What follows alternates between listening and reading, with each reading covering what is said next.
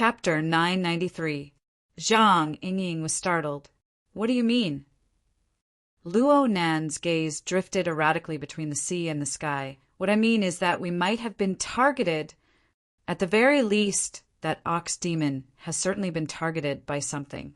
Of course, I'm not talking about that battleship slicing blade. It's not the battleship slicing saber. Are you saying that the battleship slicing saber is under someone's control? Yeah, he probably wants to rush to the periphery. Luo Nen responded unhurriedly. Right now his attention only occasionally swept across the scene of the pursuit. The vast majority of his attention was cast towards the gloomy clouds in the sky. Influenced by him, Zhang Yingying also looked up at the sky. Up there? Luo Nen answered honestly, I'm not sure. I just feel like I'm being spied on. Perhaps I can ask Her Majesty Empress Wu for guidance. Wait a minute, you said maybe. Both you and the boss are not sure? Zhang Yingying blinked her eyes. She finally grasped the main point of Luo Nan's words. Hey, think about the cage theory. You can't just randomly spout these words. That is the truth. Luo Nan extended his hand and water vapor condensed on his fingertips. It seemed that he wanted to write something, but in the end he dispersed it. Contact is a violation. It's one-sided. The other party has done it quite brilliantly. Zhang Yingying opened her mouth again, but before she could say anything, several messages had already exploded in the group. Not only did they come at the same time, but the content was also surprisingly consistent.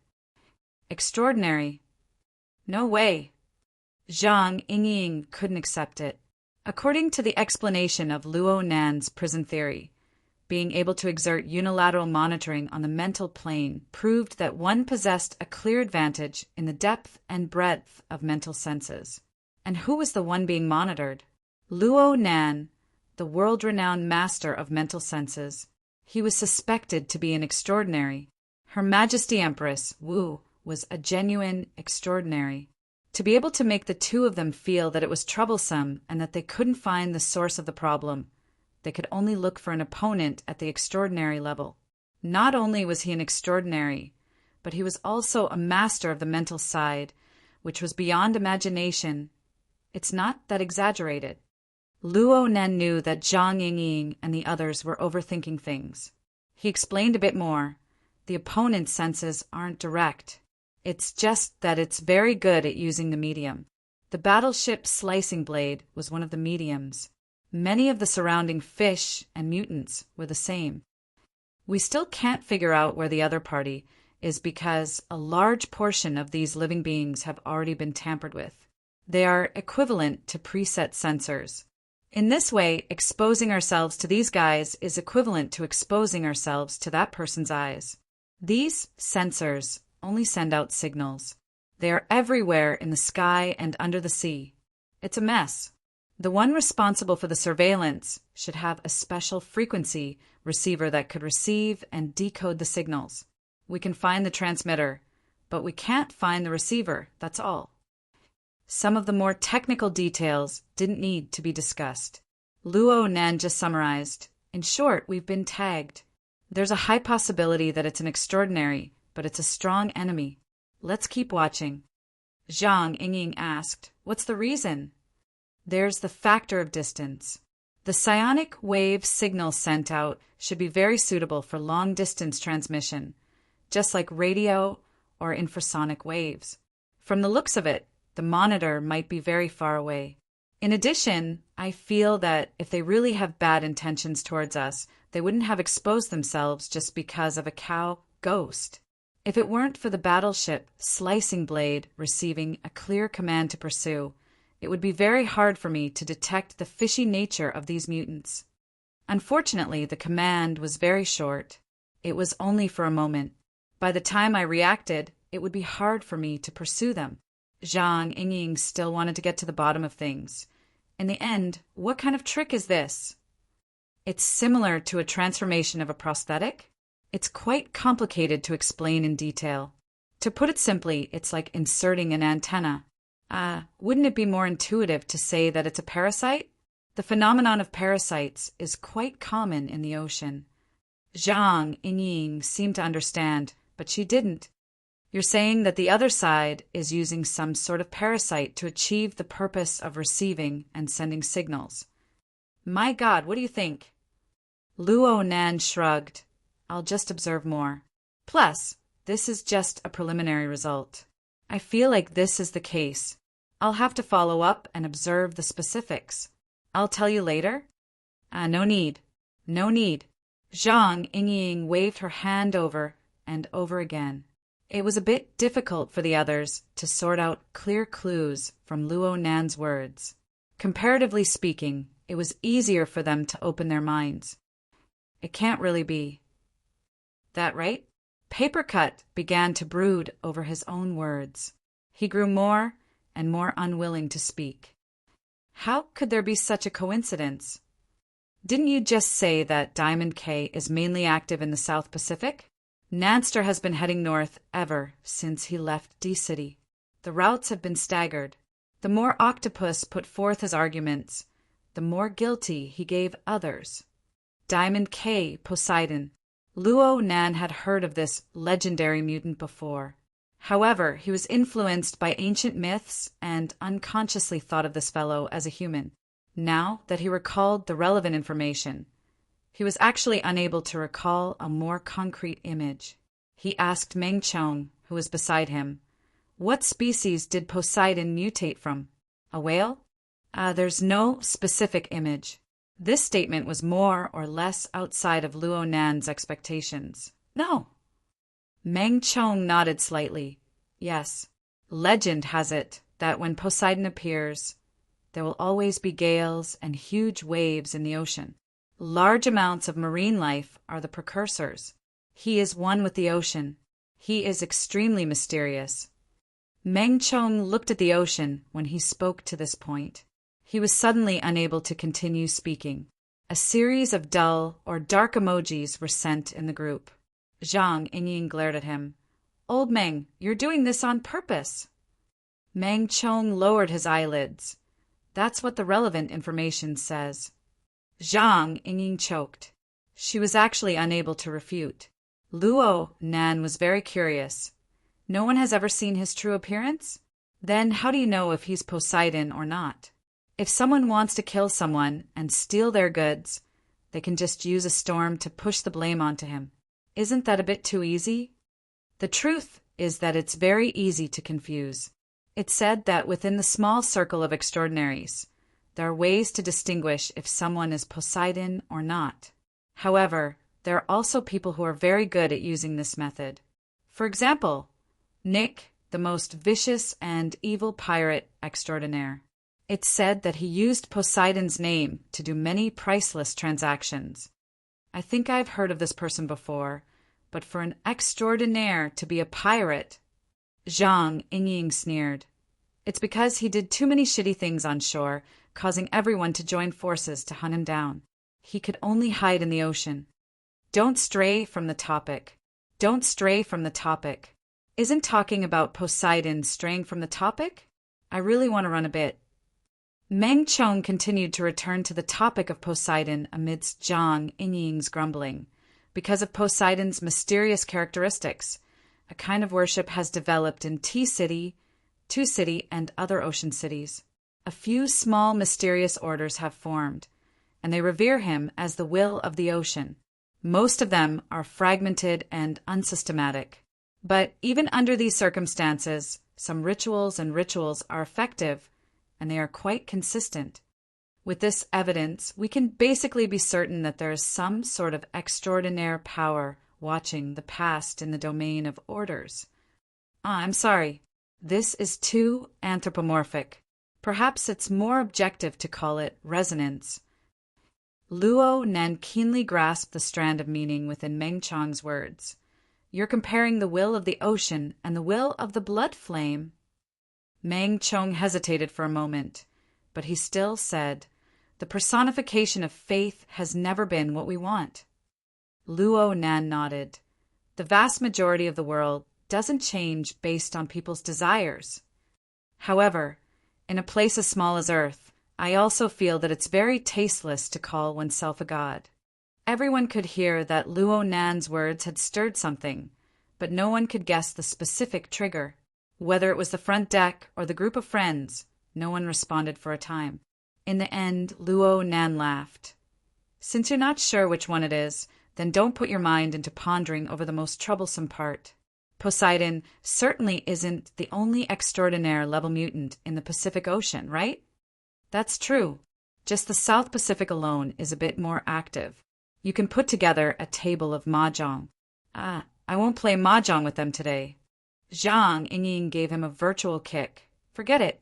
I'll go ask the boss and see what she says. Maybe she already knows what's going on. Meng Chong spoke at practically the same time. Mister, it won't be easy to disperse the shoals of fish and mutants that have followed us, but it's best to specially deal with that cow ghost. What Meng Chong said was a prudent argument. It was very clear that the cow ghost was a key point. Before the other side showed any obvious hostility, it might be better for both sides to chase the unstable factors far away. Luo Nan went, "Oh," before he could respond. Not too far away on the surface of the sea, the cow ghost made another turn as it fled. It practically stuck to the front of the enormous waves, stirred up by the gales ahead. It was like a qigong expert chasing a cicada in 8 steps on a precipitous wall. With a few successive strokes, it borrowed the force of the waves to quickly make a turn. It stuck to the enormous waves that had already rolled inward, narrowly avoiding the pursuit from behind. Right now its direction was already parallel to the direction of the yacht. Comparatively speaking, the battleship Slicing Blade was reckless. Its charging momentum didn't decrease in the slightest as it forcibly pierced through the enormous waves. It was as if it was a thin piece of paper. Similar scenes had already occurred many times before. One didn't need to look to know that the mutant blade eel would once again cleave through the enormous waves in less than half a second to slaughter its way back. Therefore, the cow ghost, which had just avoided a calamity, didn't stop at all. Its 8 sharp limbs lightly sliced across the surface of the sea. Neither the waves nor the mutants within the waves were able to obstruct it in the slightest. It chased the side of the yacht, and in a few moments it had snatched some distance from the bow of the yacht. It was about to begin its next round of detours, but this time it didn't snatch it. It was as if a solid wall had suddenly been erected in the air in front of the yacht. It was formless and colorless, but it was harder than steel. This fellow's head smashed into it, and its entire body shook violently. It wasn't able to move even a millimeter forward in space. Practically all of the rebounding force acted on its body. It only stiffened for an instant before going limp. The yacht just happened to catch up to it at high speed, sending it flying. It then ran over it a second time, submerging it within the dense flood of seawater and living beings. Chapter 994. Not only did Luo Nan and the others on the front deck see the entire tragic fate of Nyo Gue, they also heard the 3 consecutive sounds of impact. Even the violent winds and giant waves were unable to completely suppress it. It felt like the bones and muscles were completely shattered. It was hair-raising. Actually, the battleship's Slicing Blade that pierced through the giant wave earlier than Nyo Gue did not return at all. After the wave that obscured their line of sight smashed down, the swift and fierce gray figure could no longer be seen. Zhang Yingying didn't even have time to enter the cabin when she saw these changes. She was a bit stupefied. What's going on? And over there? Did it run away? It's dead. Huh.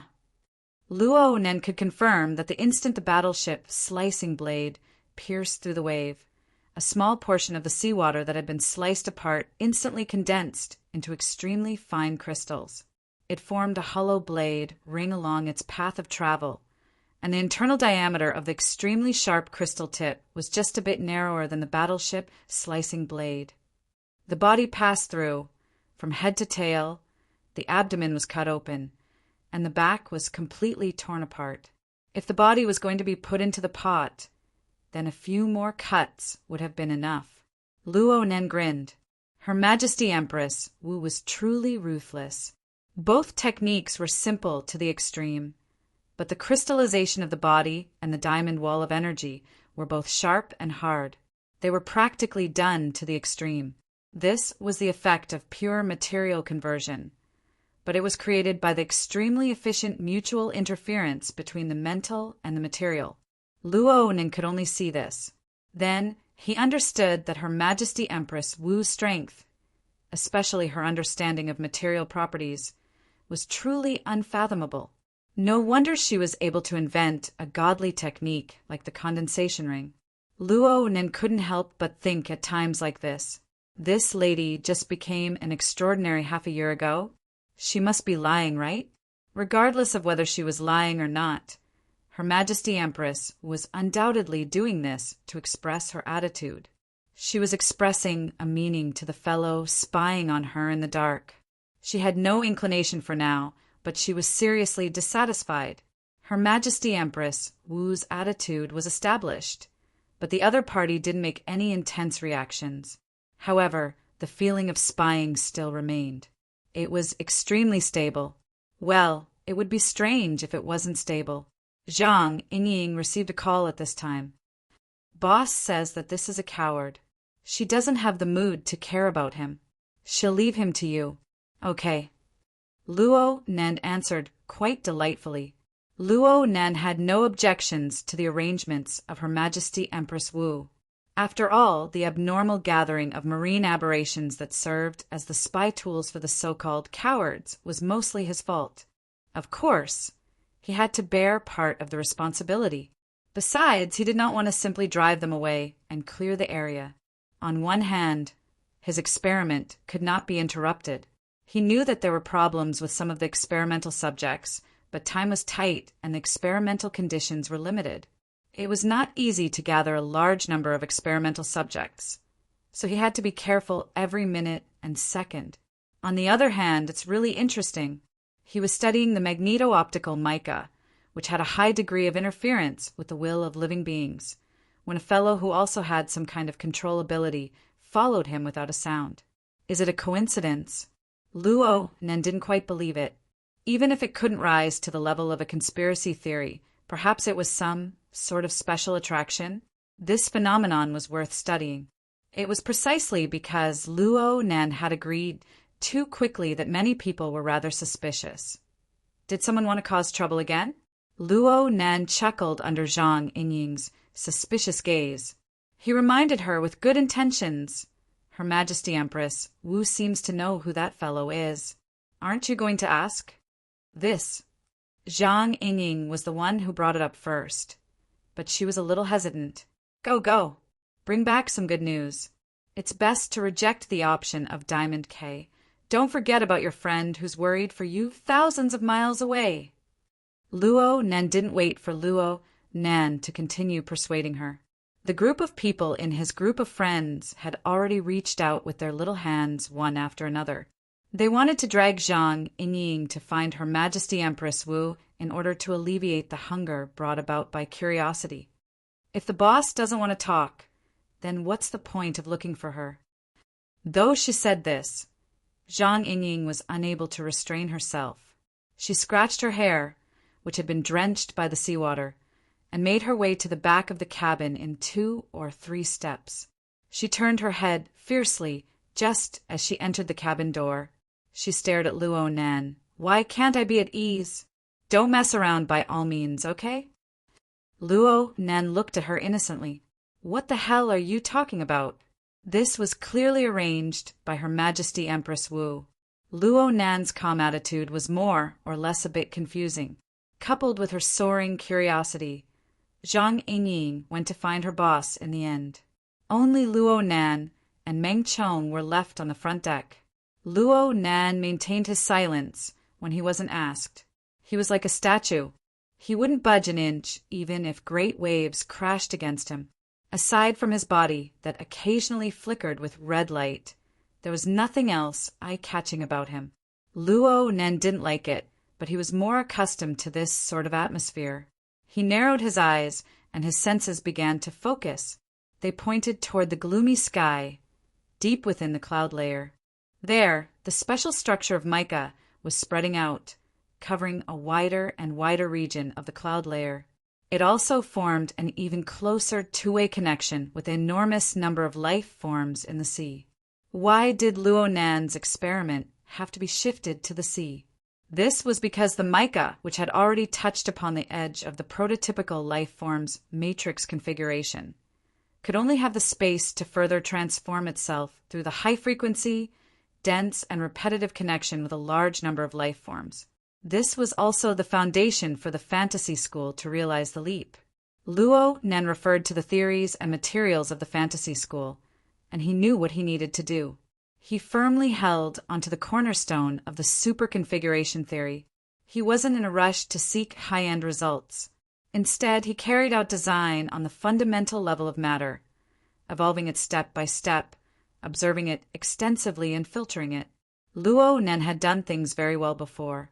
He relied on the half-ruined brain array of the cloud organism to derive and evolve the basic structure of the magnetic optical mica step by step, forming the results of the mica. But as he continued down the path, especially in the aspect of observation and filtering, it really wasn't an easy task to obtain sufficient basic data in order to ensure the experimental environment. The magnetic optical mica was a fantasy school. Its ideal environment for growth was the collective fantasy and belief projection of millions and millions of highly intelligent life forms. Even though these basic tasks had already been somewhat replaced by highly generalized configurations, a need was a need. It was impossible to completely replace it. Just the few dozen people on the beach weren't enough to support the necessary environmental conditions. Of course, the population would be denser if the experiment was conducted in a super metropolis like T-City. But Luo Nan was embarrassed to conduct this kind of experiment on ordinary people with unknown dangers. Plus, the moods of modern people were complex and ever-changing. Their thinking was light and not thick. For a newborn mica, this really wasn't a good resource. The average level of intelligence of marine species was far inferior to that of a metropolis if the experiment was moved to the sea. But as the largest unified biological chain on Earth, it was reasonable to carry out an idealized combing and rectification of the laboratory type on the basis of the powerful desires and instincts of the large number of mutants. Reality was just like this. As the mica cast out millions and millions of control lines, it unceasingly rubbed and interfered with the life forms of the ocean. Within its structural system, a kind of subtle and fine characteristic that exceeded the designed structural function itself suddenly appeared and then flickered and extinguished. And with the passage of time, the mutant species that possessed a higher level of intelligence gradually increased in number. The number of times that electrical fire appeared grew more and more frequent. The time it existed grew longer and longer. At the same time, it interfered with the material and mental planes, forming a buzzing noise. This kind of weak psychic wave was quickly submerged in the chaotic atmospheric environment on the material plane. Only a small amount of traces remained on the mental plane, but the level of effect they had was extremely high. The vast majority of them were in the abyss region. Only an extremely small amount was unable to avoid leaking into the sea of consciousness due to the existence of the millions and millions of control lines. In Luo Nan's eyes, the process of the psychic wave's creation and annihilation always radiated a complex and unique radiance. If he were to boldly consider it, could this be magnetic light? The magnetic light of the magnetomica? Luo Nan needed to verify whether this was reality or just a figment of his imagination. But at this initial stage of seeing results, the coward outside of the experimental design, the factor appeared. Luo Nan needed to divide some of his energy to distinguish and analyze this unexpected factor. He needed to evaluate its influence on this series of experiments. If there was no major interference, then it was fine. Otherwise, of course, he needed to deal with it as soon as possible. Luo Nan still did not know who the extraordinary level expert that Her Majesty Empress, who called a coward, was. He was unable to find its specific location, but it wasn't completely impossible to say that he had no understanding of it. From Luo Nan's perspective, the characteristics of the extraordinary were quite easy to identify. This coward had done something to the bodies of large numbers of shoals of fish and mutants in advance. It had collected information and disseminated it in a manner similar to radio. Then it was received, making it impossible for others to determine its location. However, the collection, aggregation, and transmission of information were not the natural abilities of these marine life forms. In order for them to complete this task, some modifications were needed, more or less. In a similar situation, some organizations of orders, such as the 2 members of the Amaterasu order and Luo Nan, sometimes use the method of believers. They use the power of faith on the mental plane as a base to build a kind of superconnection structure in the pure mental domain. Then it seeped downwards to share the perceptual framework of the believers, achieving the effect of what you see is what I see. The superconnection of the believers was relatively restrained. If the God only used the perception of the believers in a pure and one-sided manner, and if the God did not interfere frequently and forcefully, it would be hard for Luo Nan to detect it. Walking on the street, one could tell who belonged to who order with a single glance, who was a believer. In any case, Luo Nan was unable to do it, but clearly the coward didn't use this method. Luo Nan raised his eyes to look at these marine life forms. The modifications they received were relatively more extroverted. At least this was what Luo Nan believed. Chapter 995. At this time, Luo Nan's telepathic thoughts were shuttling in and out of the cloudy mica. They flowed through the millions and millions of control threads, and they even followed the control threads to pass through the surrounding marine life forms. Most of the time he looked at the whole, but he would sometimes focus on the individual. From his perspective, perhaps a single control thread was nothing. But when these nearly incorporeal threads formed groups and bundles, they stroked the boundary between the material and the mental. They permeated into the body and soul frame of every living being. They actually had quite the effect of a syncopator. This kind of infinite syncopation, infiltration, and even dissociation towards the fundamental level was like the most thorough X-ray vision. He could clearly see the inside and outside of the target. At the same time, he used his high sensitivity towards the superconfiguration system to unearth the deeper meaning of the system's structure behind the basic module functions. Under this kind of clairvoyance, the whole and the individual reflected and analyzed each other. The targets that had been tampered with, what kind of differences existed in the depths of their body and soul structure compared to a normal life system. What kind of commonalities did these differences manifest? How did the individual operate? How did they integrate with each other? All sorts of things were peeled off layer by layer, appearing clearly. After seeing so much, Luo Nan wasn't too sure if this was the ability of the mica itself, or if it was a reflection of his own thoughts, or if it was a completely new system that interfered and influenced each other. From the looks of it, the possibility of a complete restoration of the magneto-optical mica was very low. For a configuration designer, certain signs were like sprouts that had just broken through the soil. Even if it was in its initial stage, whether it had grown crooked or not, and how it was nourished, Luo Nan could roughly see it. Luo Nan couldn't help but ponder a bit more. But these thoughts only flashed in his mind before they were soon annihilated. This was because this was something unavoidable. Using the natural evolution mode of primal chaos meant that one had to bear this kind of result. Cosmic object analysis. He had always been used to this kind of joke. If a magneto-optical mica could be casually replicated, then the sky of the heavenly Yuan Empire would have long been covered by mountains of clouds. Luo Nan didn't forget that his ultimate goal wasn't to create a magneto-optical mica. He just hoped to obtain the corresponding basic structure and extrapolate the space-time parameters on this basis. It was fine as long as they were roughly the same. He wasn't picky. In any case, under this kind of clairvoyance, the following torrent of marine life forms had practically no secrets from Luo Nan. He could analyze and separate the aspects of the system from multiple levels and dimensions. He could even try to restore the evolution process of the entire system with the super configuration theory that he was gradually familiar with. Luo Nan was able to confirm that foreign parasites more or less existed on the bodies of all the marine life forms that had been touched. It looked like a fish or a bug that had drilled into the target's body.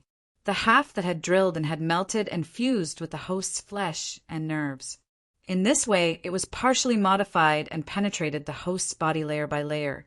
There was still a small part that was exposed outside as an antenna for receiving and sending signals.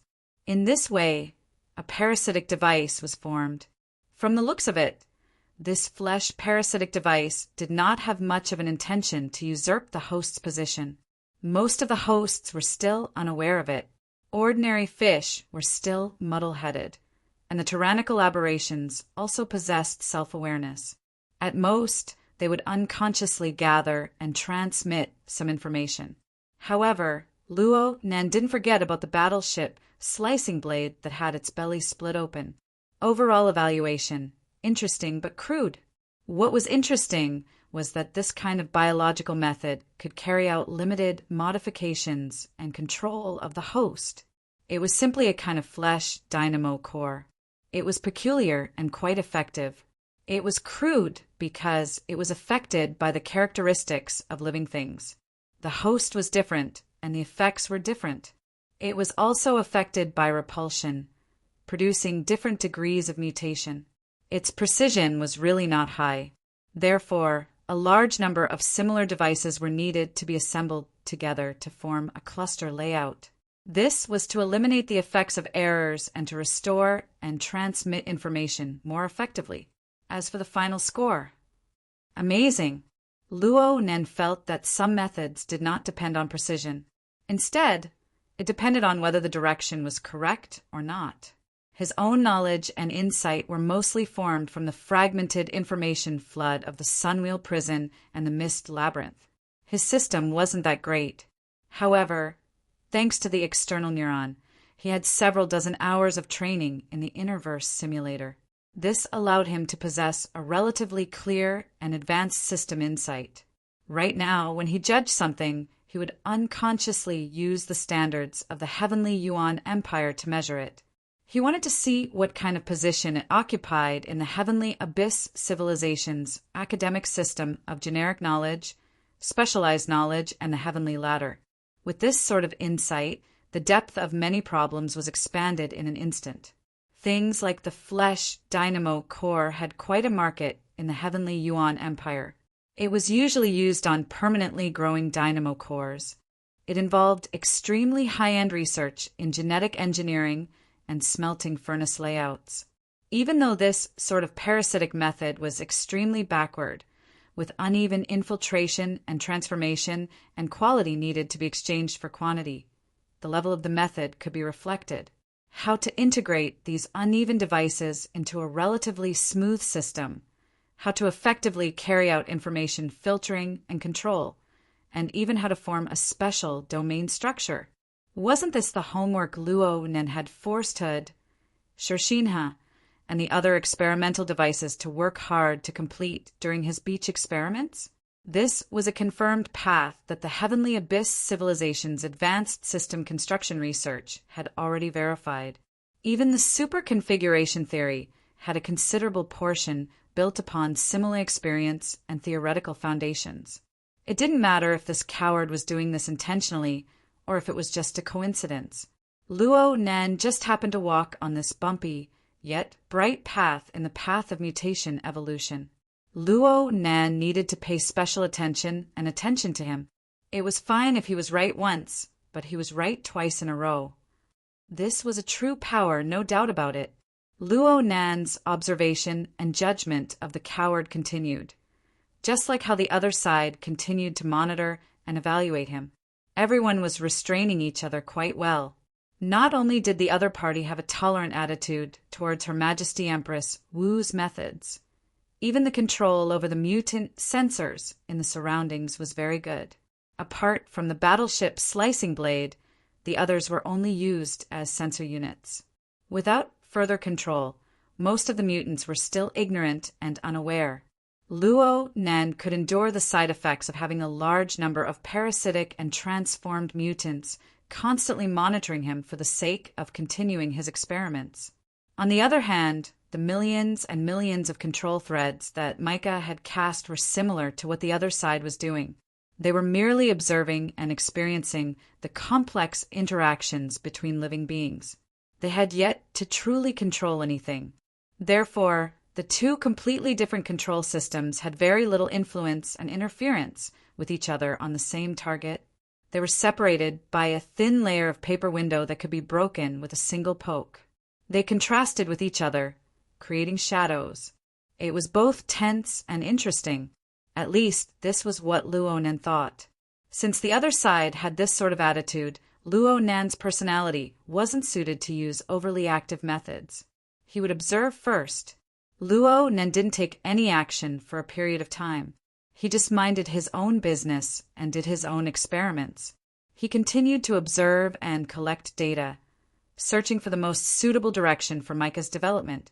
Zhang Yingying ran to the driver's seat to inquire, but the result was as expected. She ended up without any problems. Her Majesty Empress Wu was all smiles. She was very cordial, but she just said things like it's hard to confirm, and I'll just observe a bit longer. Then she minded her own business and enjoyed the joy of driving to the limit. She completely ignored Zhang Yingying's coquettish behavior and Luo Nan's wailing in the group chat. Comparatively speaking, Luo Nan appeared to be a bit more honest. He took some time out to observe some of the circumstances, mainly the key elements of the parasitic transformation, into the group. He let everyone satisfy their cravings, and he helped them look up information in passing. Unfortunately, even a master of information retrieval like Bamboo Pole would not be able to find the correct answer in a short amount of time. After all, the ocean was far too vast. After the era of distortion, old species were dying and new species were born every moment. Comparatively speaking, human research and exploration was far too lagging behind. Moreover, research on extraordinaries was still mostly confined within a small circle. It was relatively closed off. Everyone was at the peak of their lives. No one was willing to place themselves on the dissecting table so early, right? The work of clarifying the identity of the coward had temporarily come to a standstill. Luo Nen didn't pay too much attention to it. Right now, his main focus was still on researching and collecting more basic data.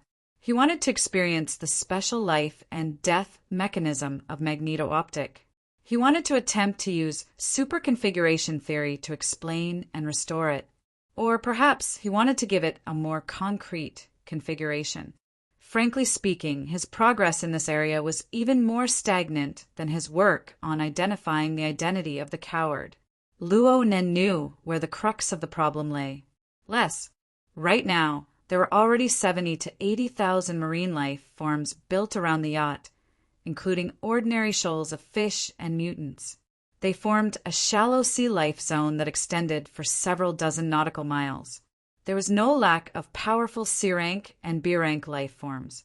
They had already begun to rely on their instincts to occupy territory and food. Conflicts of varying sizes erupted in the hundreds. It wasn't an exaggeration to say that the sea had turned red along the way. There were countless corpses. Luo Nan heard from Zhang Yingying that this abnormal gathering had already attracted the attention of the coastal defense remote sensing satellites. They had already made 3 or 4 phone calls, but they didn't follow up after learning that Her Majesty Empress Wu and Luo Nen were here. But the problem was that the number of creatures squeezed together was close to 100,000. Compared to the growth and evolution requirements of the mica, the base number was far too small. After all, the base number of normal magneto-optic mica to help it grow was in the hundreds of millions. Of the 70 to 80,000 life forms, the majority were low-end shoals of fish. On this basis, rubbing the psychic waves of magneto-optic metamorphosis could only be done. They flickered and disappeared. They weren't on a large scale. Even observation was strenuous. let alone analysis and reconstruction. Luo Nan had tried his usual method of sketching, hoping to trace and leave an image of the magneto-optic. However, the life and death of the magneto-optic were indeterminate. Even though it flashed in his mind thousands of times, it was still specious. He couldn't find a place to start. Luo Nan tried a few more times. He felt that his fingertips weren't condensing water vapor. Instead, they were spurting out electric fire. They crackled and splashed. It was a complete mess. Chapter 996. Calm down. Calm down. Even with Luo Nan's temperament, it was hard for him to not be a bit impatient after failing so many times. Fortunately, he reacted in time. He realized that he was a bit impatient for success, so he calmed down a bit. He simply split a bit of his energy to compare what he saw at the moment. He casually picked up his pen and drew a simplified sketch. He borrowed the Hexier several thousand kilometers away to copy it and send it to his group of friends. What the F***CK? The group of people who were searching for information or simply shouting 666 to the side accidentally saw that Luo Nan had personally sent the message. It was a hand-drawn sketch. Those who knew of Luo Nan's current state felt a chill at the back of their heads. They felt that Luo Yui might crawl over from the internet in the next moment to chat with them face to face. Xue Lei didn't think too much about it. He was just curious. This is a shark, right? It looks like a mutant rat shark. It's commonly known as a hovercraft. It's the speed type. It can dash forward at high speeds while sticking close to the surface of the sea. Its instantaneous burst of speed can break the sound barrier. But that's all. Bamboo Pole was the most meticulous of them all. When Ying gave the camera, this group of fellows were hunting in the periphery. Holy crap! These lines! You have quite the heavy taste. Octopus timely complimented. Hee, if you can draw an anatomical drawing like this. I'll give you my exact words. I'm a pharmacist, not a surgeon. But it really is beautiful.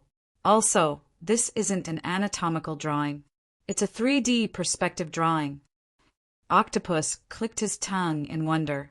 Luo Nan's drawing really had a grasp on the application of lines to the pinnacle of precision.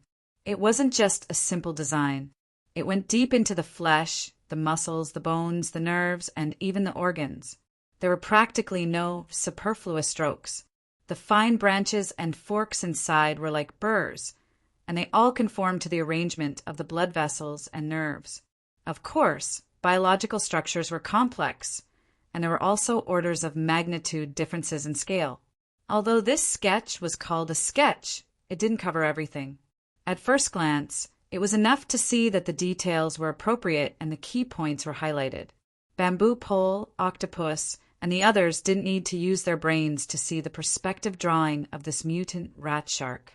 There were a few key points that had been highlighted, and with just a little concentration, one would be able to confirm that those parts were the core structures that the mutated rat sharks used to achieve extraordinary powers. There was also the germ-independent module, which had a mysterious function beyond this set of structural systems, as well as the deeper infiltration routes and areas of influence.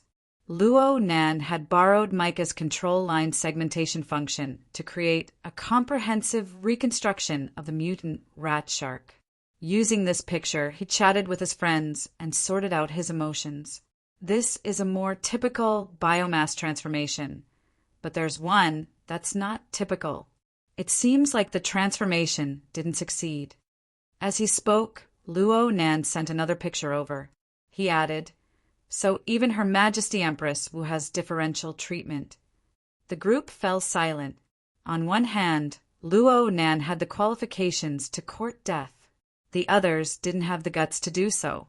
On the other hand, the newly sent 3D perspective drawing served as ironclad evidence. It really left everyone speechless. The subject of Luo Nan's most recent painting was none other than the cowardly mutant that had lured the cowardly mutant over. That fellow had smashed into the diamond wall of energy. Then it had been rammed and then crushed by the high-speed cruising yacht. It looked to be in a much more miserable state than the battleship Slicing Blade, who had inexplicably died. But when Luo Nen looked at it, it was actually still alive. There really was a difference in Her Majesty Empress Wu's deadly hand. Both Her Majesty Empress Wu had subdued the enemy in one move. 2 unlucky mutants. One was dead, and the other didn't seem to be alive. In fact, it was still struggling, and its condition was getting better and better. Right now, the mutant ox was wrapped up by the mutant population within the seawater. It continued to follow the yacht, waving its limbs from time to time as it struggled to fend off the predators that attempted to take a bite out of it. As for its condition getting better and better, perhaps it was because Her Majesty Empress Wu was being lenient. Or perhaps it was because Her Majesty Empress Wu had indeed gone easy on it. It could be seen from the 3D perspective drawing that Luo Nen had drawn that there was something similar to a fluid in the connection between its bulging chest and abdomen. It was interacting with the other regions of its body. No matter how vivid the finished drawing was, it was impossible to completely display the details of its movement. Compared to his friends in the group, Luo Nan was able to clearly see that it was actually a kind of dark green fluorescence. It was flowing out in an orderly manner. It looked like its function was to help the shattered muscles, bones, and muscles of the mutant ox recover quickly. From Luo Nan's perspective, the level and mode of the fluorescent fluid's function were a bit strange. Luo Nan's thoughts stirred slightly, and a set of control wires dropped down from the Mother Mica. They pointed directly at the mutant ox's location, adding a bit more material to it, allowing it to carry out a more detailed probe. His main probe point was the strange fluorescent area between the chest and abdomen of the mutant ox. Of course, he didn't overlook the outer layer of this area. The flesh parasitic device had already probed in, but the majority of it had been dissolved. The degree of dissolution had already far surpassed all the other parasitic marine life forms that Luo Nan had observed. The device was completely unable to display its proper function. That makes sense. Perhaps it was because the parasitic failure of the flesh dynamo core had attracted the extra attention of that coward. As for why it had failed, Luo Nan definitely had to look for the reason in the fluorescent area. The control wires that Luo Nan probed and didn't suffer from any power of dissolution. The mutant ox was currently struggling to survive. It was completely unaware of the penetration of the control wires, but the marvelous fluorescent itself clearly possessed a bit of an autonomous response. Its consciousness was much sharper than the mutant ox's. It was just that the effective reaction to the control wires had already far exceeded the reaction limits of the fluorescent light. There was only a slight fluctuation, and then there was nothing else. Being able to sense it was quite amazing.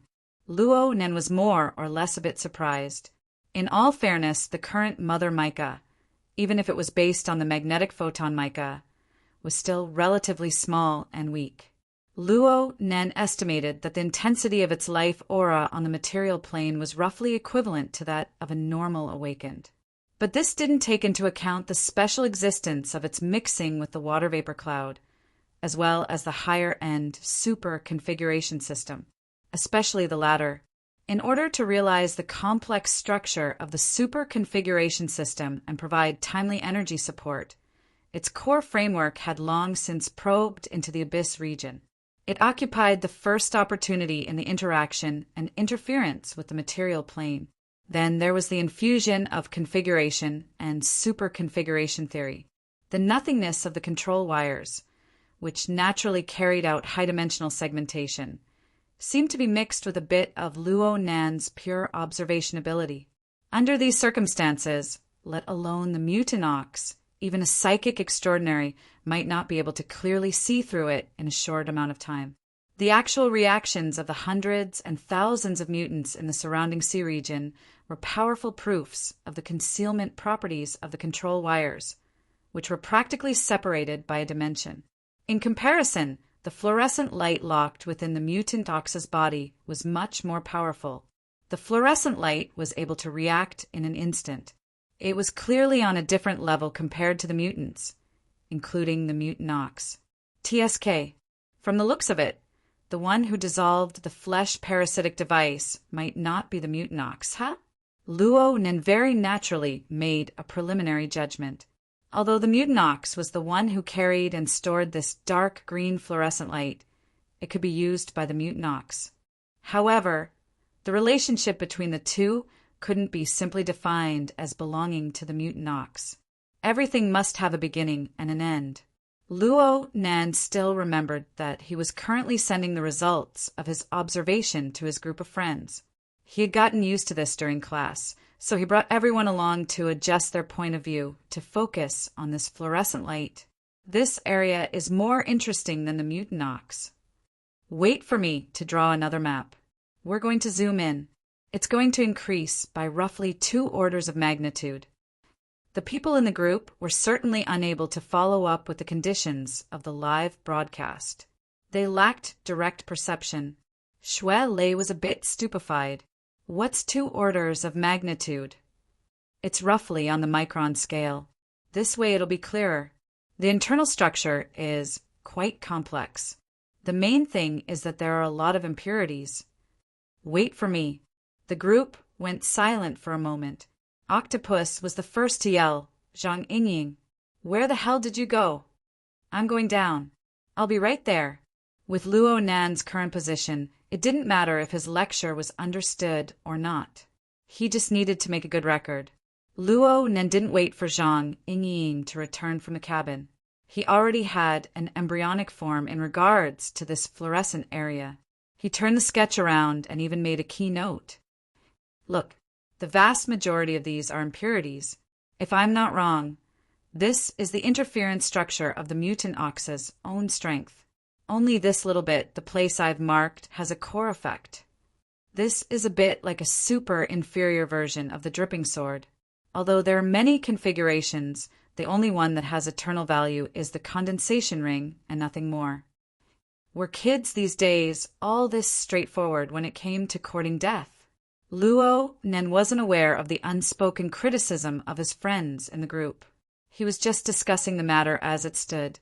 Let's continue down. The precision needs to be increased. Wait a moment.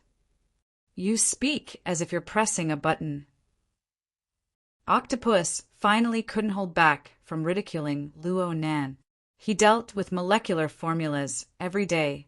He understood better than anyone what the microscopic scale represented. Although the precision of Luo Nan's current intervention was still 4 to 5 orders of magnitude lower than the molecular level, he was able to use his own ability to probe down to the micron scale. He was able to capture such a complex image. This in itself was an inconceivable achievement. Also, this tone was far too hateful. But this time, the wait a moment took a bit longer. Zhang Yingying had already dashed down. She aimed the camera at Luo Nan and restarted the live broadcast. But Luo Nan's extended index finger paused his follow-up actions. It looked like he was in a daze, but it also looked like there's trouble. Luo Nan finally opened his mouth, but his finger deviated from its original direction. It poked at the edge of the enlarged fluorescent area. The sketch had already been blurred, and the flesh parasitic device was mostly dissolved. All that was left of this toy on the mutant ox's body was the shape of a cigarette, but it barely hung on the outer wall of the muscle layer. But right at this moment, the tip of the remaining cigarette but suddenly lit up within Luo Nan's perception. It was as if it had been reignited. It burned through the gaps between the mutant ox's flesh, and a faint fiery light seeped through. It was as if an evil eye had opened in that location. Chapter 997. Zhang Yingying turned the camera to aim at the direction of Luo Nan's finger, but she couldn't figure anything out. She helplessly moved the camera back to Luo Nan's face. Did something really happen? Rather than saying this was a question, it was better to say that it was a confirmation. It was the relief of finally hearing the second sound of boots hitting the ground. Luo Nan was unwilling to pay attention to her. Zhang Yingying also felt that she was being a bit excessive, but the facts were laid before her eyes. She really couldn't hold back her curiosity. After confirming that it wasn't a dangerous and sudden change of events, she pursued the question. Have the other side attacked? Not yet, but we've been targeted. Haven't they been keeping an eye on us all this time? Passive radar and active radar are always different. Indeed. Zhang Yingying immediately thought of the cage theory. She used it as a foundation to carry out deductions. The situation Luo Nan was facing right now was suddenly far too complicated and far too dangerous. She suddenly didn't dare to speak, worried that she would disturb Luo Nan. Instead, Luo Nan grinned at her. It's nothing. It's fine for now. I just need to take a look. I might not be able to understand, from Luo Nan's perspective, the flames of the cigarette, but really did play the role of an eye. The abilities it displayed were the abilities it should have in its complete form. Due to the destructive dissolution it had suffered long ago, its activity was close to zero. Its original sensing ability was also destroyed. But in any case, it was a receiving device. It could still become a highly effective interventional channel if there was a matching projection of power. However, it was just as Luo Nan said. The object that the other side was currently paying attention to was not something that could be easily understood. But then Luo Nan's smile froze a bit in the next moment. Zhang Yingying discovered the abnormality. There's light in the sea. It's an eye. Following Luo Nan's determination, starting from the reignited cigarette, but within Niu Gui's muscles, Luo Nan's sensing range began to take Niu Gui's location as the center. There were hundreds and thousands of mutants of all shapes and colors in the surroundings. Flames ignited at different locations on their bodies, whether they were inside or outside, whether they were visible or invisible. All of them had evil eyes opening. Some things were different when they were on a larger scale. As time passed, the evil eyes in the surrounding waters became brighter and brighter. It was to the extent that from any angle on the deck of the yacht, one would be able to see the specks of ghostly fire amidst the rolling waves. There wasn't any temperature, and it didn't even reflect any specific silhouettes. Those tyrannical aberrations were reduced to a gloomy background, only to serve as a foil to this bewitching light, as well as the deep spiritual pressure hidden behind the light. Ma Da is in trouble. Zhang Yingying couldn't help but complain. At the same time, she aimed the floating camera at the sea below the deck, ready to adjust the focus to give these strange light spots a close-up view. But before she could complete her operation, these dim light sources, which Luo Nan called eyes, drove the heads and bodies of the thousands of mutants to twist in unison. They pointed towards a certain region beneath the yacht. That was where the struggling Niu Gui was. They didn't only point at the ox demon, but also at the fluorescent area between the ox demon's chest and abdomen, as well as the incorporeal control lines that had already entered the fluorescent area and were being dissected. At the very least, this was what Luo Nan believed. Not everyone could be like Luo Nan, grasping deep-level information, but the extremely abnormal synchronization of the sea creatures was enough to give off a feeling of existence that made one's heart palpitate. It was like a heavy hammer striking one's chest. Even though she wasn't the center of focus, Zhang Yingying's breathing still froze for a short period of time in this instant. The lens failed to focus, but it just so happened to capture the most orderly and most terrifying scene on the sea's surface. Through a satellite signal, it was projected to Xia City, several thousand kilometers away. It was just that the group of friends was no longer in high spirits. Anyone could see that the situation on the sea's surface had already reached a point where it could explode at any moment. In reality, at the moment when the evil eye suddenly revealed itself, the inevitable contact and collision had already arrived. Frankly speaking, the opponent's performance so far could be considered restrained. No matter how their methods changed, their goal was most likely just to take a look. The problem was that when it came to matters on the mental plane, hidden was hidden and visible was visible. When the power behind the scenes transformed from hidden to visible, direct contact was placed right there. Once it appeared, it would be impossible to stop. At their level, sensing was contact. Contact was confrontation. Confrontation could decide life and death. Who could remain calm and collected when a fatal threat was already at the back of their necks? Luo Nan was unable to do it. The opponent's controllability was also unable to reach the stage of transforming such terrifying psychic pressure into a spring breeze and rain. Luo Nan had to react.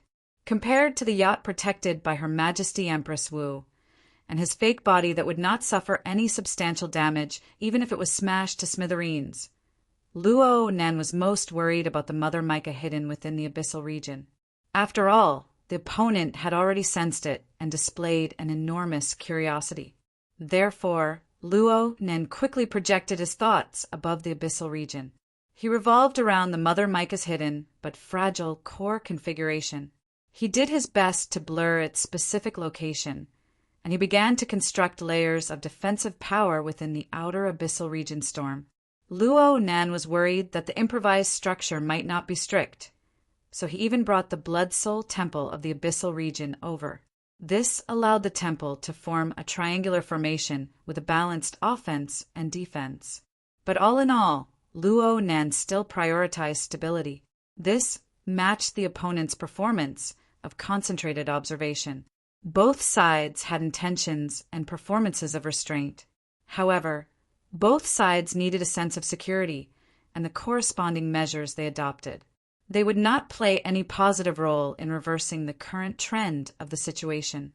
At best, it was a slow poison. It slowly but firmly pulled the safe distance between the two sides closer and closer. Both sides' reactions gradually escalated. Just like now, soul strength was frequently mobilized above the abyssal region. The range of interference increased dramatically, causing the chaotic environment of the abyssal region to become even more vile. It faintly resonated with the raging winds and giant waves of the central Pacific Ocean. The effects of the storm nearly erased the barrier between the material plane and the mental plane in a trance. They ran wantonly on an even vaster plane. In Luo Nan's perception, the space-time structure of the surrounding sea region, which was originally relatively smooth, was like a gear with poor precision. From time to time, the space-time structure would stumble due to bad grinding. It would even tremble and throb, making creaking sounds. The atmosphere began to become abnormal. The first to be affected was the long-distance information transmission channel, which was originally unstable.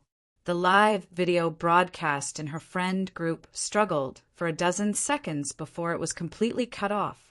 Zhang Yingying was no longer in the mood to record. She turned her head to look at the cockpit high up in the rear, but she was completely unable to see Her Majesty Empress Wu's figure. She also did not receive the corresponding message. On the other hand, Zhang Yingying felt inexplicably uncomfortable due to the movements of her body. It was as if the powerful wind and waves that were beating against her body had suddenly leaked electricity. She felt numb, and her hair stood on end from the stimulation. Zhang Yingying's own cultivation was not ranked in the inner world, but she followed by Her Majesty Empress Wu's side. Her knowledge and experience were quite extensive.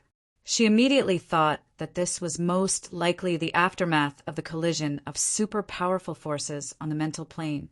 She turned her head to look at Luo Nan. Luo Nan just so happened to look at her. He did not say anything. He just extended his hand and pointed toward the cabin door. Zhang Yingying opened her mouth to speak, but she soon pursed her lips tightly.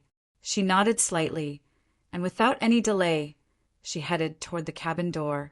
Meng Chong followed behind her without a sound. He maintained a distance that could protect her at any time. However, Zhang Yingying could not help but turn her head to look again after she entered the cabin. This time, she saw that Luo Nan's finger had inexplicably congealed with water vapor. Amidst the battering waves, Luo Nan began to draw a new picture. Luo Nan slowly sketched out a few lines, but he did not have a particularly clear train of thought. He relied purely on his feelings. He did not deny that he was somewhat unable to restrain himself in this escalating confrontation. and the confrontation mode on the mental plane was destined to be one where seizing the initiative in terms of distance and level was the only feasible strategy. Right now, the other side was certainly the one taking the initiative, but that might not be the case later on. The traces of the other side's power taking the initiative to interfere increased due to the activation of the evil eye. This allowed Luo Nan to capture a few directional clues that penetrated through the void. The other side was actually extremely skilled in disguise. It was able to fully utilize the special environment of the abyssal region to create all sorts of labyrinth-like illusions for the projection of soul strength. By the time it truly sank into the sea of consciousness and made direct contact, the other side was already a greatly distorted and abnormal existence. However, how could Luo Nan's innate ability of pure observation, which came from formatting theory, be just for show? These confusing methods really didn't have much meaning to him. The reason why he had yet to find the other side was because he had broken the soul cloak himself. The current range of coverage was far from its peak. But then again, the soul cloak didn't seem to be a fatal influence to a psychic. Plus, there was still Mother Micah. Mother Micah's action of unleashing the control lines could be said to be obeying orders. It could be said to be an instinct of existence. To a certain degree, it possessed a certain degree of autonomy. Therefore, no matter how Luo Nan's thoughts changed in the void, no matter how the tens of thousands of bright and dark evil eyes lit up the sea of consciousness that closely interfered with the surrounding sea of consciousness, Mother Micah continued to throw out control lines. Because of the sudden activation of the evil eye, it naturally added a few more waves. The parasitic devices of flesh and blood were segmented on a deeper level. It must be known that the segmentation of the control lines had never been a matter of fact. Instead, it rapidly advanced towards a deeper domain. This was tantamount to giving Luo Nan another dimensional reference. Therefore, Luo Nan felt quite good. He felt that perhaps the answer had already appeared halfway through a picture. In fact, there was a faint shadow in Luo Nan's mind right now. It's better for everyone to be a bit more fair. Luo Nan muttered to himself. The lines of his pen were practically flying. But then there was a pause. At the same time, his finger, which had transformed into the tip of the pen, was broken. The fine water vapor collapsed, and Luo Nan was stunned. Actually, on the mental plane above the abyssal region, the collision between the two sides didn't give them any leeway to be stunned. They directly formed the most intense collision reaction. As for the material plane, the first to suffer were the aberrations around the yacht. The tide of living beings of tens of thousands, hundreds of thousands, were like a wave of high-voltage electricity. They violently twitched and pulsed as they broke apart. Enormous, yet deformed and ugly flowers bloomed. Chapter 998. The collision in the abyss region and the impact in the sea roared, interfered, and resonated with each other, separated by a paper-thin boundary barrier between the mental and the material. The collision originated from the abyss region, but compared to the highly chaotic storm environment of the abyss region, the magnitude of the changes on the material plane was greater. The kinetic energy formed was fiercer and more direct. Close to 10% of the 100,000 marine life forms that were instantly electrocuted were aberrations. They weren't dead fish on the chopping block. They had suddenly suffered an unexpected calamity. They were stupefied, but most of them had their ferocious nature aroused. They couldn't do anything to the yacht for the time being. They also suffered the impact of the terrifying psychic pressure. They instinctively felt a bit fearful of the collision and interference in the core region. They scattered outwards one after another for a time, but they soon strangled each other again. They massacred each other in the surroundings. Whether or not one could survive under the extreme chaos depended on one's strength and luck. For example, the aberration rat shark that had just become Luo Nan's target didn't have the chance to display its speed advantage in the sudden eruption of chaos and slaughter. It hadn't recovered from the rigidity of being electrocuted before it was submerged by the dense school of fish that swarmed over. It never floated up again. This was an insignificant corner of the bloody chaos in the surrounding sea region. Moreover, it was only a superficial phenomenon. Luo Nan wasn't paying attention to the chaotic scene or the resulting casualties. Instead, he was paying attention to the more subtle changes on a deeper level under the impact of the intense, bloody, and violent emotions. These marine life forms, especially those aberrations that were parasitized, had violent emotions bred in the bloody environment. They stimulated the body and soul framework in reverse, affecting the flesh and blood parasitic devices. Not only did they not cause distortions, they were like a wave of reverse charging, causing the myriad of evil eyes to become even brighter. Even more changes were reflected in the deeper regions that the naked eye couldn't see. The state of the marine life forms was changing. The segmentation of the mica naturally penetrated deeper, performing a deeper segmentation on the flesh and blood parasitic devices. Therefore, Luo Nan could see that these flesh and blood parasitic devices, or perhaps the flesh and blood dynamo core, were more in line with Luo Nan's aesthetics. These little things seemed to have activated their hidden mechanisms under the restless emotions of their hosts. They became more active, more proactive, and more direct. They induced their hosts to quickly burn their life force. While they provided their hosts with extraordinary strength, they also compensated for their low-end flaws and raised their upper limits. Luo Nan felt that they could even faintly form the embryonic form of an array under the premise of being piled up in quantity. And the structure of this array was not the straightforward and invincible military array of the bloodshed land. Instead, it was more similar to the domain of extraordinaries, which was more suitable for handling high-level power. It was also in such a domain that the tyrannical power of the coward from afar began to approach, oppress, and transform. This was something that couldn't be seen in the natural equilibrium state of the group of mutants. Speaking of which, that coward might have really restrained himself earlier. This kind of berserk state should be the normal state of the flesh dynamo core. In addition, Luo Nan discovered that the number of evil eyes that opened grew larger and larger, and the visible brightness grew stronger and stronger. But this part of the sea grew darker and darker as a whole. The sky had indeed darkened, and the Pacific Ocean region near the equator had gradually become nighttime.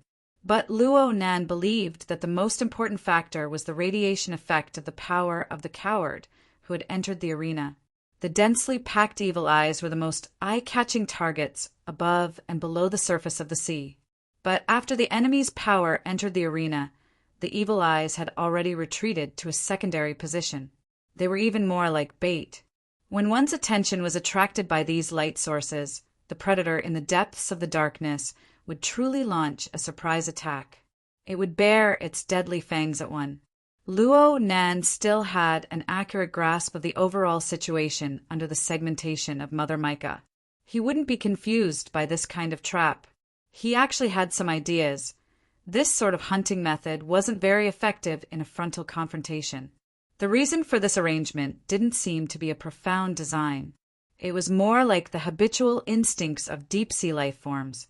And in comparison to the abnormal darkness of the material plane, there was another kind of arrangement within the storm of the abyss region. It was as if an enormous lighthouse had been erected there. It radiated an extremely penetrating power at all times. The upheaval of the abyss region was built upon the foundation of the mutants that were parasitized by the flesh dynamo core. Through the mutation effect of the flesh dynamo core and the continuous and orderly arrangement of the array, the enemy was carrying out some sort of blending and replacement of the berserk life energy that burst forth from the hosts. As a whole, low-level things were replaced layer by layer with a higher-level power. It was a bit like the structure of a burner. In other words, it was in line with the basic logic of the formation and upgrade of extraordinary powers. From Luo Nan's perspective, there were some redundancies in the structure, but there were some details that were extremely innovative. The most unique point was that although it was built upon the foundation of flesh and blood, it didn't care about the losses. It forcefully crossed the boundary between the mental and the material plane, transforming into a flame on the mental plane.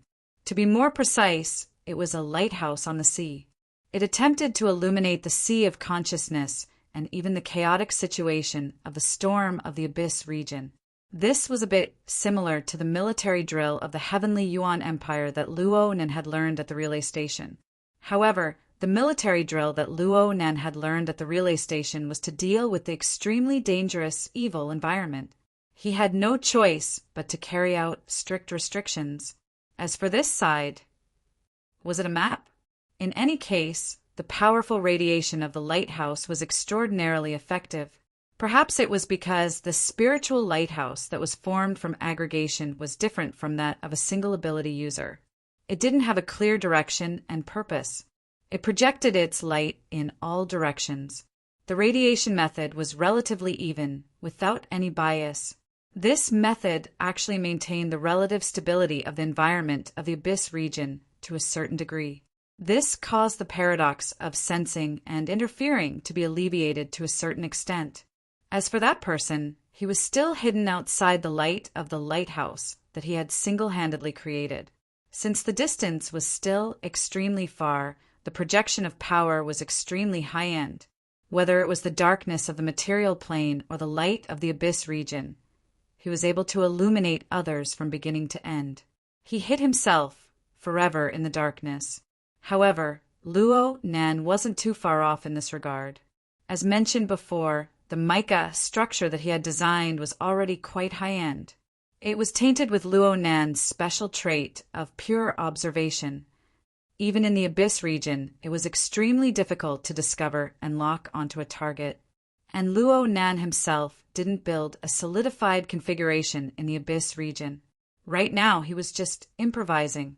He combined the general electromagnetic deployment method he had used before, the space-time structure fragment of his own sandwich domain, and a bit of the reverse interference effect of the condensation ring.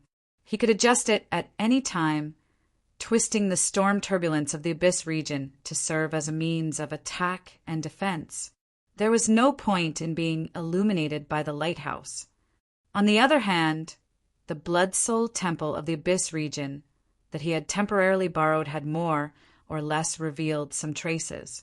This wasn't a big problem. After all, it wasn't a frontal assault. What Luo Nan was facing right now wasn't the problem of being exposed or not. Instead, he was being suppressed to an extremely passive state while being illuminated by the lighthouse. The mental attack of the opponent was of the highest level that Luo Nan had ever seen. It rampaged through the Abyss region like a tsunami. Although it didn't have a particularly top-notch explosive power, it was because it continued to operate at a high level. Its foundation was a destructive power that could crush the vast majority of enemies into powder. It was truly boundless, like a natural disaster. Was there no need for the other side to take a breather? It was truly explosive. At this time, Luo Nan really wanted to rush to the cockpit, grab Her Majesty Empress Wu by the collar, and ask, "What is a coward? Your Majesty, is there some sort of misunderstanding between your understanding of cowards and everyone else?"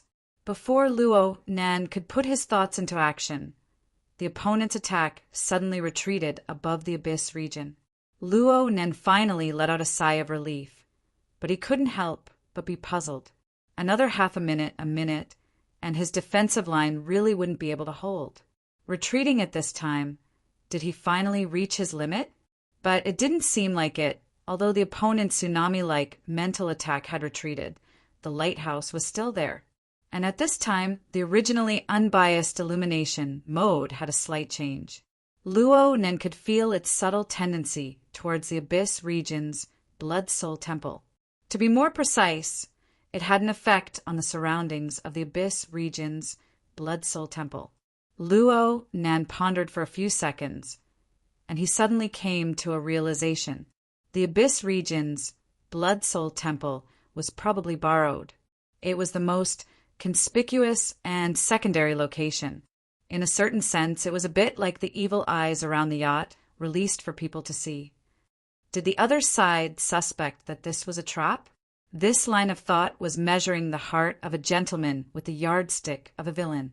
Luo Nan didn't know whether to laugh or cry for a time, but he suddenly understood the meaning behind Her Majesty Empress Wu's coward. In the end, Luo Nen couldn't help but turn his head to look at the cockpit behind him. He didn't rely on his eyes to capture the target anyway, and Her Majesty Empress wouldn't give him a clear answer. On the other hand, Zhang Yingying had already appeared at the foremost position of the cockpit. She looked down through the glass curtain wall, appearing quite worried.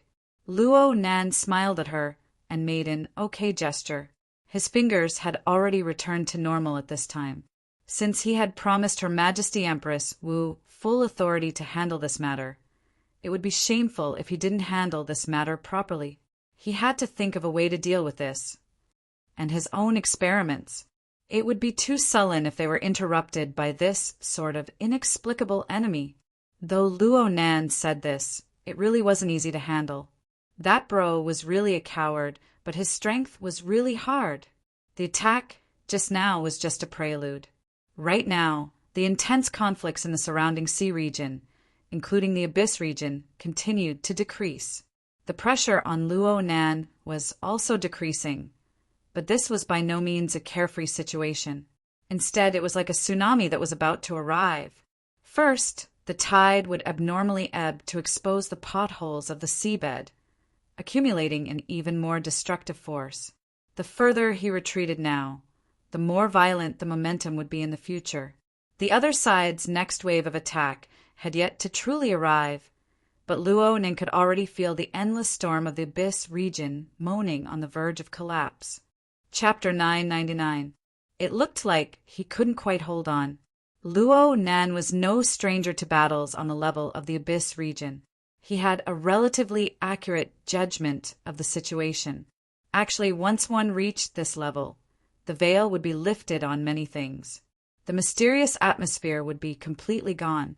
In the end, the attack and defense of the Abyss region were relatively simple at the current stage of Earth.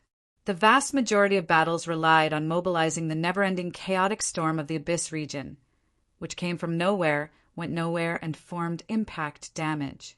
Whoever could build a more stable configuration in the Abyss region, give more efficient interference, and extract purer power would basically decide the outcome of the battle. Of course, upon reaching the extraordinary level, the structure would already be a domain. It could be solidified within the Abyss region, continuing to temper and nurture. The techniques and methods grasped would certainly be more numerous, and it would form a unique domain characteristic. Luo Nan's short fight with Constance Monroe and a few other mental-type extraordinary verified this point. Gong Qi's fleshly body was destroyed by Luo Nan's scheme. His solidified configuration in the Abyss region was the first to collapse. It was unknown how many of his trump cards were killed before he could use them. It could be said that Gong Qi died sullenly. From Luo Nan's perspective, President Ouyang's logic world and Luo Yuan's planar crossbow were truly superior in the Abyss region. The former had a strict structure and was practically flawless. The latter had the power of a domain that flew from beyond the heavens. They all gave off a feeling that they were unattainable.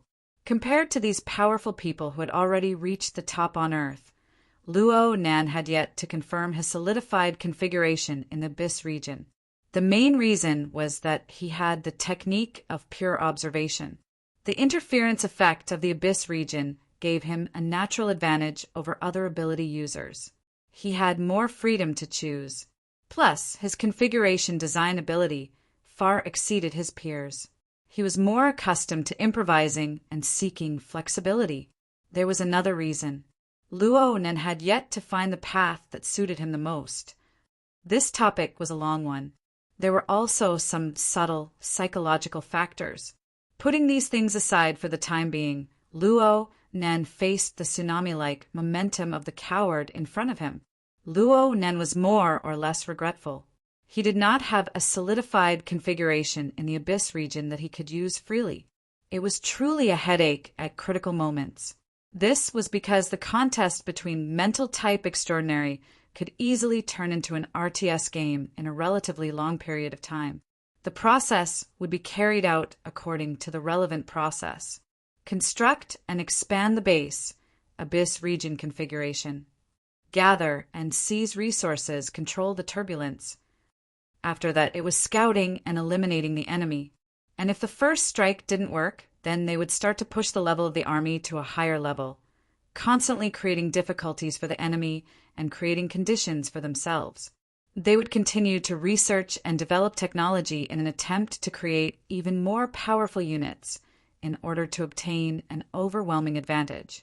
For someone like him who didn't have a fixed configuration, it was the same as having to build a base from scratch. Technology, troops, and so on would always be one level behind. Of course, Luo Nen had his own advantages. His advantage was that he had cheats. Pure observation mode was equivalent to turning on a satellite hack. For him, the fog of war was as good as nothing. Even if the enemy was on full defense, he could roughly see the nature of the fog and choose a more targeted configuration to deal with it. This advantage in intelligence could often help him eliminate the disadvantages in the early stages, and it was even more effective in encounters. The problem was that in this battle he was in a rather sorry state. Luo Nen wasn't too clear on whether or not his opponent had solidified his configuration in the chasm region. However, his opponent's ability to control the torrential storm of the chasm region was truly beyond imagination. Moreover, they didn't use any tricks, they just used a dignified formation to suppress him. Even though Luo Nen used the techniques he was used to in the past, he was still at a disadvantage in the face of this powerful and majestic power. But was this the difference in strength? Luo Nen was still a bit unconvinced. After all, what he had here was just a kite with a tattered soul cloak. He had no choice but to release it. It was a water vapor fake body. At best, it was a node that delivered energy. The mobilization of power was truly too much to handle. His opponent wasn't here with his real body, but looking at the tens of thousands of marine life gathered in the surrounding sea region, there were large amounts of parasitic dynamo cores. Their carriers on the material plane were quite impressive. On one side is a battery, and on the other side is an ultra-high voltage transmission line. There's no way to compare. Well, this was what Luo Nen had brought upon himself. He had chosen the difficulty level himself, so he had to grit his teeth and fight to the end. Luo Nen had given the coward the opportunity to fully display his abilities, so he had to swallow the bitter fruit that came with it. After this wave of attacks, he had to resist the next wave of even more terrifying tsunamis. The true tsunamis always had a direction. His opponent had utilized the complex environment of the chasm region to the greatest extent, hiding himself tightly. Luo Nen had some ideas regarding his opponent's position. Even though he didn't know his foundation, the outline elements outlined in his mind grew clearer and clearer after a few rounds of pondering. But in the end, his heart palpitated due to his opponent's intense reaction. For the time being, he didn't have any thoughts of drawing the psychic diagram. Everyone was still in a stalemate right now, and they were all using clones and long-range gestures. Overall, they were all under proper control. It seemed that Her Majesty Empress Wu had a bit of a friendship with the other side. Luo Nen didn't want to let the conflict intensify and inexplicably recruit another powerful enemy. But in this way, his options to break out of this predicament grew fewer and fewer. Less was good. Focus. Since he didn't have the leeway to choose, Luo Nen calmed down completely. During this window of time when the tsunami was about to arrive, he temporarily didn't care about the situation in the chasm region or the changes in the surrounding sea region. He just collected his mind and sensed his temporary body. Luo Nen earnestly sensed the water vapor that made up this body. He sensed the complex processes of disintegration, flow, exchange, and reconstruction under the impact of the violent winds and waves. He also casually verified a few structural patterns he obtained from dumb sand in the beach experiment. He waited until he felt that it was about time. Actually, it didn't even take a few seconds. His core telepathic thoughts suddenly soared high into the chasm region and connected with the Mother Mica configuration. His mind was entrusted to the Mother Mica. A large wave came crashing over in the next second. Luo Nan's body suddenly transformed into droplets of water and foam. collapsing and disappearing without a trace. The unforeseen event happened too quickly. Zhang Yingying, who was in the driver's seat, suddenly rushed forward a step. Her head and palm collided with the glass at the same time. Only then did she suddenly remember. The Luo Nan in front of her was simply condensed from water vapor. But what was she doing? It felt a lot smoother. In the end, Luo Nan couldn't compare to when the soul cloak was at its peak. The fake water vapor body projected over was no problem for him to deal with normal situations, but it would certainly be very difficult for him to deal with a psychic expert of the extraordinary level. Not to mention that he had to split his attention to other things. He had to leave a considerable portion of his mind with the Mother Mica. This would only pointlessly divide his limited energy. So Luo Nan made a prompt decision. He made a choice. He projected the soul strength of his avatar directly into the Mother Mica. He allowed this simple energy node to truly become a battery. It was no longer a separate structure. All it did was provide the Mother Mica with energy support, allowing the Mother Mica to use its own method to deal with the upcoming challenge. This could be considered as helping Luo Nan take a step further in his experiments. Luo Nan had never forgotten that his most important task right now was to verify the quality of the Mother Mica. He had to strive to reach a usable and referential level. Everything else had to be pushed back. Momentary success or failure didn't count for anything. Even if he was defeated by the coward in front of him, he only had an avatar here. He also had the support of Her Majesty Empress Wu. Would his life be in danger? Right now, he had to expose the problem. The more thoroughly he exposed it, the clearer the direction of his future adjustments would be. So Luo Nan's train of thought was set. The universal electromagnetic layout method, the blood soul temple of the abyss region, the space-time configuration, all of it made way for the Mother Mica. He let this artifact, which was still extremely weak for the time being, possess miraculous qualities, face off against the coward over there. Well, of course, he wouldn't fight it head-on. Luo Nan didn't forget that the Mother Mica wasn't up to standard in terms of pure life energy intensity. It was impossible for it to face off against an extraordinary. If Luo Nan allowed the Mother Mica to accumulate energy and let the next tsunami shake the abyss region, breaking through all barriers, then there would be no need to compete. Luo Nan would immediately hug Her Majesty Empress Wu's thigh and cry for help. What Luo Nan did right now was to strike the Mother Mica midstream. As Luo Nan's train of thought became clear, an even greater amount of control threads were tossed out from the Mother Mica side as if they were free. Yes, they were free. The only things consumed were energy and computing power. And Luo Nan could still support these for a period of time.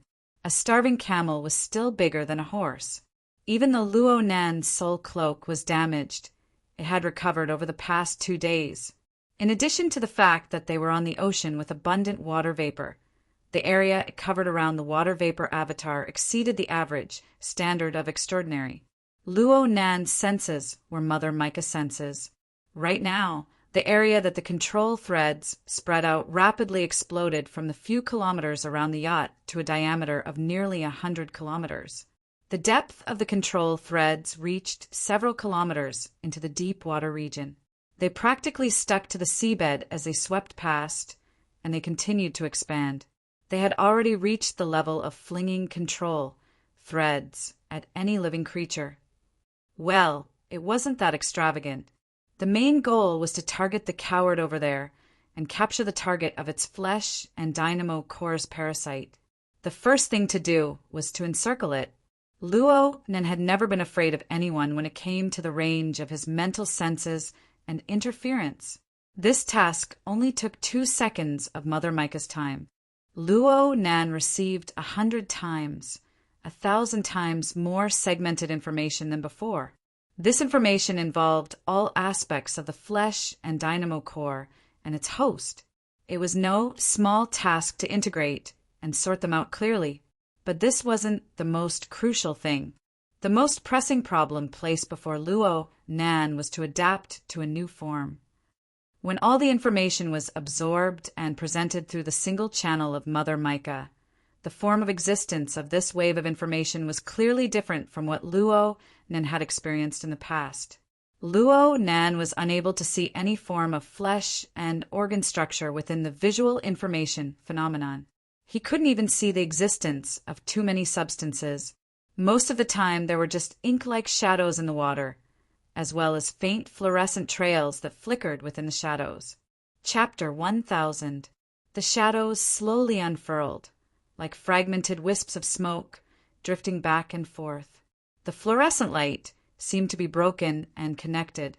It was like spider silk in the forest, faintly forming a net. Luo Nan didn't want to give these phenomena a so-called figurative analogy. This was because there was no comparison at all. If he were to switch to his original perspective, no matter how he cut it, the flesh would still be flesh and blood, and the organs would still be organs. There would just be a few more angles of view, a few more connections that were hard to see with the naked eye. He could use configuration theory to explain this. He absolutely wouldn't be like he was right now. He had practically completely shed away all familiar traces of concepts. It was as if he had entered a world of another dimension. But this wasn't unexpected. After all, the structure of the existence of Mother Mica was as different as heaven and earth from the prior perceptual structure of humans. Humans' usual method of decoding external information was completely incompatible with Mother Mica. Therefore, Luo Nan's attention was focused on Mother Mica. It wasn't a simple tilt of his attention. Instead, it was the mutual translation of the two cognitive systems. It was the deep coupling of the two systems. Fortunately, there was a certain commonality between the two. For example, configuration. Right now, there was only configuration. Configuration could act as a translator between the two. Through this intermediate link, Luo Nan was able to guess a few things. The shadows he saw should be a large amount of sea creatures, yachts, oceans, atmosphere, and so on, as well as the aura, energy, and even soul strength radiating from them. Ordinary people and even ability users could see all things on the material and mental plane. They were nothing more than shadows and smoke in the background. Of course, there were a few details that differentiated them, but they weren't important. As for the fluorescent light that faintly formed a net, Luo Nan guessed that this should be the core connection structure of some sort of system. This could be explained using configuration theory or superconfiguration theory. But from the perspective of Mother Mica, Luo Nan could see the existence and direct results of the connections and effects. Luo Nan could faintly feel that what he had observed so far was only the tip of the iceberg of these fluorescent lines. There should be even more details in the deeper layers of visible fluorescent light. It was just that his current level of observation and segmentation wasn't quite enough. His understanding of Mother Mica's perspective and his proficiency in using it were lacking. He needed more time to adapt. When it came to adapting, there was nothing more effective than actual combat. At this moment, Mother Mica had basically trapped all of the hosts of the flesh dynamo cores that the cowards had sent to the surrounding seas. She had completely trapped them in an inescapable net set up by millions and millions of control wires. Not counting the ordinary marine creatures, there were about 6,000 to 7,000 aberrations. Among them, 5% and 0. 5% of them had rank C and rank B life forms. According to the basic knowledge Luo Nan had learned about mutants, this number of mutants was more or less the limit of what the marine ecosphere with a radius of 2 to 3,000 kilometers could bear. Luo Nan thought that if the coward hadn't chased after Niugue earlier, the surrounding sea region might not have been able to gather so many hosts. Niugue was definitely going to be the scapegoat for today's troubles. However, this also meant that no matter how capable that coward was, it was impossible for him to mobilize more high-quality hosts to enter the deep-sea evil domain array in a short period of time. Luo Nan could be considered to have seen the peak of coward for a period of time. This could barely be considered a benefit. Since the inventory was complete and the numbers were clear, Luo Nen no longer had any reason to delay. At this moment, the subtle and close interaction between stupid sand and mica jellyfish during the experiment on the zeolite beach flashed in his consciousness again. The vast majority of the results had already become the projection technique of the control wires. However, there was still a portion, the part where the control wires interfered with stupid sand's physical grains of sand. Luo Nen never verified it again due to some considerations. Actually, this shouldn't be the case. After all, Mother Mica's reference object, the magnetic photon mica mother, didn't merely use soul magnetization to control puppets. Mother Mica's terrifying ability included warping the plane of space and time, transcending worlds to summon powerful foreign species. It also included gluing and piecing together millions upon millions of different life substrates to form inconceivable, warped creations. The powerful warping and reconstruction power of the material plane and life plane was perhaps closer to the core of Mother Mica's ability. In this aspect, Luo Nan's experiments were relatively conservative due to considerations of concealment and ethics. However, it couldn't be said that there weren't any at all. There was at least one area where Luo Nan hadn't disintegrated his water vapor body. Luo Nan had been referring to the interaction between stupid sand and Mother Mica all this time, allowing the water vapor body and Mother Mica to form a close connection. His efforts in this aspect allowed the water vapor body to smoothly fuse with Mother Mica. At the very least, the work of the battery wasn't bad. And right now, Luo Nan didn't just need to use this interference method for fusion. He also needed to walk in the direction of destruction. The reason why the coward on the other side was able to form a tsunami-like attack from such a great distance was absolutely because he relied on the frames erected by the hosts of the flesh and blood dynamo cores around him. Why did Luo Nan need to directly resist? Wouldn't it be over if he just flattened these frames? Could he? Of course he could.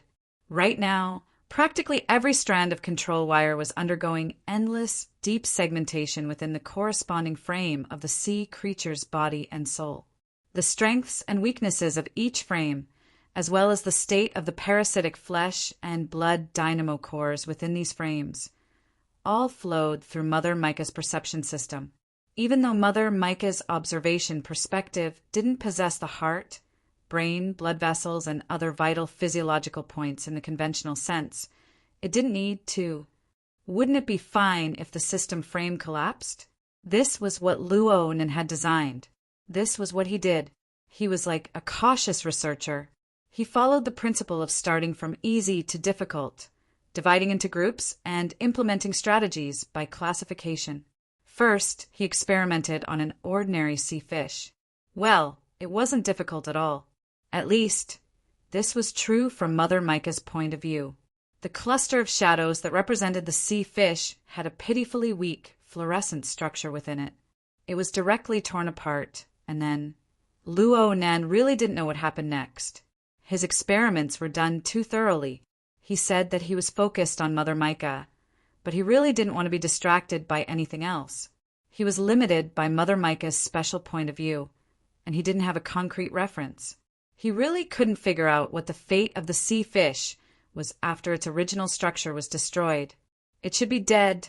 The control lines could still display their effects, but there was a marvelous feeling of sluggishness during the subsequent segmentation.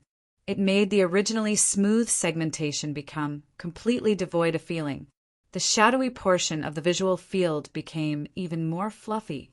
The fluorescent lines, which were originally weak to the point of being non-existent, were practically completely erased. Perhaps this state could be defined as the death of the manipulated target? The current Luo Nan couldn't be said to be a babbling baby learning how to speak. He was like a foreigner who held a dictionary and charged headlong into a new world where he didn't know the language. Actually, he was more like a pitiful worm who retained the memories of his previous life and reincarnated into the body of another species. He needed to match his new experiences bit by bit with the concepts of his previous life. Some could be done, but some couldn't be found no matter what. It was impossible to find an accurate matching point.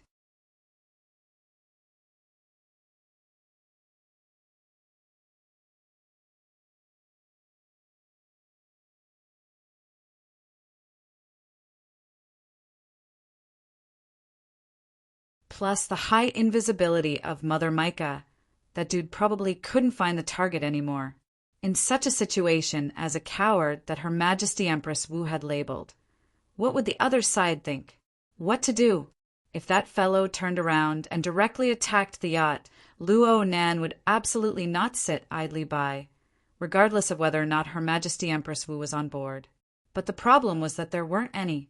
That person controlled the torrential storm in the abyss area with an astonishing level of control, causing it to hang in the air but not fall, pouring down but not falling. Yet he was hesitating over there. In the past, Luo Nan always felt that he was overthinking things sometimes. But this person, even if she was intimidated by Her Majesty Empress Wu, was acting a bit too hesitant. So much so that Luo Nan suspected that if he hadn't experimented with the hosts of the fleshly dynamo cores and more or less indicated the direction, the coward would still be able to persevere like this. In any case, the rapid disappearance of the hosts of the fleshly dynamo cores had subtly exceeded the natural reduction rate of the chaotic, bloody situation in the sea. And Luo Nan's deliberate targeting of the fleshly dynamo cores finally aroused the vigilance of that person. No matter how deeply Mother Micah was hidden, there would always be traces once it interfered with the material plane. The coward's accomplishments in the mental side didn't need to be mentioned. He quickly followed the traces. In the beginning, he wanted to directly grab the interference trajectory of the control thread and trace it back to the abyss area. He wanted to grab Luo Nan's weak point in one fell swoop. However, even Luo Nan himself had to carefully ponder over the interference mode of Mother Micah. How could the coward chase after him in a hurry? After crossing paths a few times in the void, the other side knew that it wouldn't work. He quickly changed his train of thought. He only maintained pressure in the abyss area and began to pour more power into the various locations of the fleshly dynamo cores. He adopted a posture of waiting for the rabbit to come to him. I know you're coming. I'll give it to you. The other side grasped the main point. It was impossible for Luo Nan to avoid it at this time. He held an eager heart as he made further contact with the numerous luminous nodes under the Mother Micah's light and shadow perspective. This was a true collision. There was no room for buffer. This also represented that the RTS game in the abyss area had sunk into the material plane. To be more precise, this was a battle for resources. The two warring sides were involved in every domain. In this level of conflict, Luo Nan actually held the initiative. This was because he was the one who chose the method of impact. This naturally led to the result of the impact. The collision between the two sides completely erupted from the start. The shaking affected the entire situation. Moreover, the range of influence and penetration on the system level made the impact more intense. The target bearing the impact became more fragile. From the Mother Micah's perspective, at least several hundred to nearly 1,000 fluorescent threads that represented the connection of life systems collapsed at the same time. The feeling of collapse was crisp, the range of connection was wide, and the speed at which they were transmitted to each other was fast. Even Luo Nan, who had already gone through several rounds of experimentation, was caught unprepared. So much so that he spent at least half of his energy forcefully tossing and turning to create a safe zone or isolation zone. He placed it horizontally around the yacht to prevent the aftermath of the impact from truly affecting Zhang Yingying and the others. Well, this was a stress reaction. It might not be necessary. This was because even with the Mother Micah's relatively chaotic observation method, it was easy to recognize that a certain region in the shadow should belong to Her Majesty Empress Wu's unique form of existence. There were a dozen bright and resplendent stars in the depths of the heavy shadow. They looked like a rapidly evolving star chart. They possessed their own orbit, and they radiated brilliant rays of light in all directions. They locked down an extremely stable shadow region. They basically encircled the yacht within. This was a bit like the result of Luo Nan's observation of the living starry sky, but it was more complex and nimble. It formed its own layout. Luo Nen could vaguely see that there were fluorescent lines between the dozen or so stars. However, the radiance of the stars was far too dazzling, and their orbit was far too complex. It was to the extent that the lines were blurry and ever-changing. It was hard to observe them a step further. Let's not talk about trying things out for now. It was just that Luo Nen didn't know if this phenomenon was possessed by all extraordinaries, or if it was exclusive to Her Majesty Empress Wu. Luo Nen divided his attention here for a moment, but he soon gathered it back together. He returned to the conflict and the experiment itself. The effects of the shaking continued in other areas outside of the yacht. Having lost the layer of restriction of fluorescent lines, the shadow region, which could represent all of humanity's perceptible objects, shook off even more loosely. It was to the point that the outlines of some individuals that could be barely seen and guessed became blurry and faded. It was as if all forms of existence were erased. Luo Nen didn't have the energy to think about the corresponding scene in reality for the time being. He could only confirm that when the shadow was stirred into even finer pieces, there were a few dozen or even 100 luminous nodes that couldn't avoid being instantly unhooked. They scattered in all directions. However, these luminous bodies, which represented the flesh and blood dynamo core, had an extremely strong existence. Even under these circumstances, the vast majority of them still maintained their integrity. They wandered within the diffused shadow, attempting to carry out a new parasitic cycle. Of course, the parasitic cycle from Micah's perspective didn't involve grabbing a piece of the shadow region and forcefully stuffing it in. Instead, Luo Nen had to hook onto the fluorescent lines that barely existed amidst the shaking and merge them into his new life system. This was by no means easy, and it caused a corner of the coward's long-range interference array to suddenly sink into chaos. That side clearly didn't catch Luo Nan's method of exerting force in time, so the efficiency of their response was quite low. Even though they didn't receive any damage, they still had to sort out the order of the array once more. They were still a bit flustered for a time. Luo Nan's first wave of attacks occupied an advantage, but it was just a surprise. The actual results of the battle weren't that great.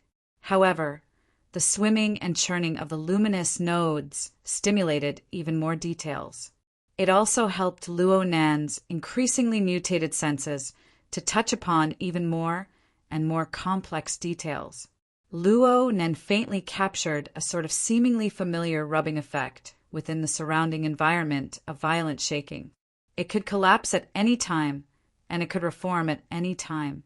This kind of rubbing happened between the shadows of mind and matter, between two fluorescent systems that were originally unrelated. Gradually, it crossed the barriers and boundaries that humans were accustomed to, such as each other, virtual and real, body and soul, and so on. The originally simple connection suddenly became hundreds, thousands, and tens of thousands of times more complicated, forming an interaction that crossed multiple levels and dimensions at the same time. From a human's perspective of observation and thought, if one wanted to clearly understand the nature of this effect, which was exponentially increasing in complexity every second, one could practically spiral to the heavens on the spot. But from Micah's unique simplified perspective, this was nothing more than the splitting and merging of the shadows of the dark clouds and the collision and friction of the fluorescent framework. Although it was complex, it was still an observable object. More importantly, when the complexity of the series of changes reached a certain degree, the rubbing effect became even more abundant. Marvelous sparks burst forth from within. At first, they flickered in an instant, rising and falling in an unpredictable manner. Later on, they became wisps and wisps, faintly discernible. Later on, these sparks began to chase each other back and forth, interfering and colliding with each other. They wandered between the shadows and fluorescent light. Most of the time, they could only exist for an extremely short period of time. But even the blink of an eye was enough to produce a clear effect on the surrounding structure of light and shadow. The luminous nodes of the fleshly dynamo core could also form an effect on the surroundings. But when the two were compared, there was no comparison. Wherever these sparks appeared, the shadows that had just dispersed and the ruptured fluorescent light would seem to have fallen into a powerful force field. They would be forcibly and haphazardly twisted and pieced together, but soon they would collapse and scatter once again due to improper operation. This made the chaotic situation even more chaotic. Luo Nen didn't care how the chaos intensified. He just went to make logical deductions. Magnetolite? Chapter 1002. That's right. This was the magnetic light that Luo Nen had tried to capture and trace, but he had failed time and time again. It occurred outside of the main skeleton of the mica, but it was within the domain controlled by the control lines. There wasn't much difference between the two. This was because these little things existed for a short period of time.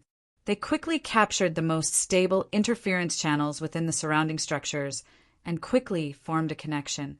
In this way, the magnetic light continued to grow in scale. It passed through the control lines in a form close to a pulse, and it was channeled into the main body of the mica. Luo Nan was still repeating his thoughts from not too long ago. Perhaps this is the magnetic light of the magnetic light of the magnetic light mica. While his thoughts were still undulating, a new force occurred within the water vapor skeleton of the mica. The one affected was now Luo Nan himself. This time, it was impossible to say whether Luo Nan had captured the magnetic light, or whether the magnetic light had stuck to him, or whether the magnetic light had already deeply fused with the mica and transmitted it to him as a feedback of perception. Oh, something didn't seem right. It was due to the marvelous force of the magnetic light that Luo Nan suddenly discovered that the two systems of the mica and the fake body, which he thought had already fused together, were actually separated from each other on a deeper level, even though they both belonged to the structure of water vapor.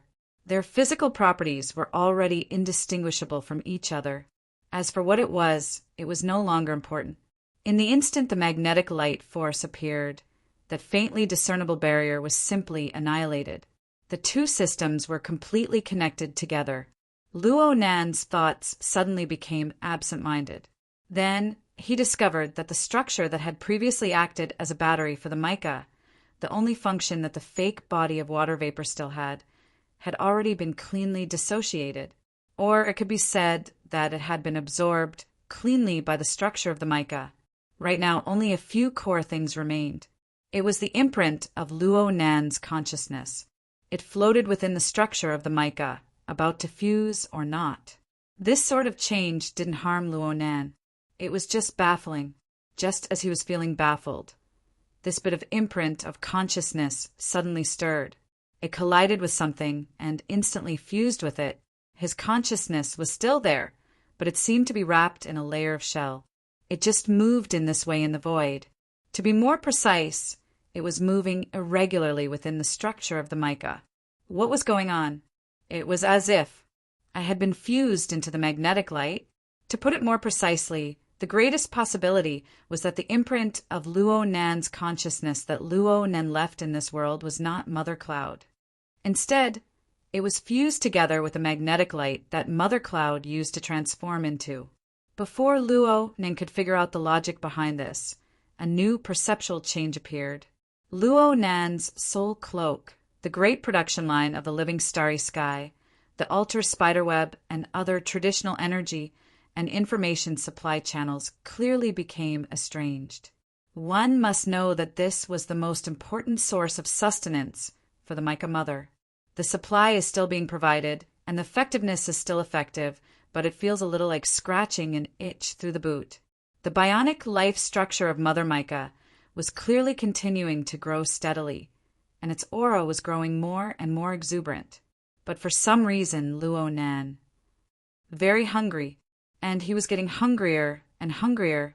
What's going on? Stir-fry vegetables and make soup? In the cockpit of the yacht, Zhang Yingying's forehead was pressed against the glass, almost melting the surface. But at the same time, her fingertips were a little cold.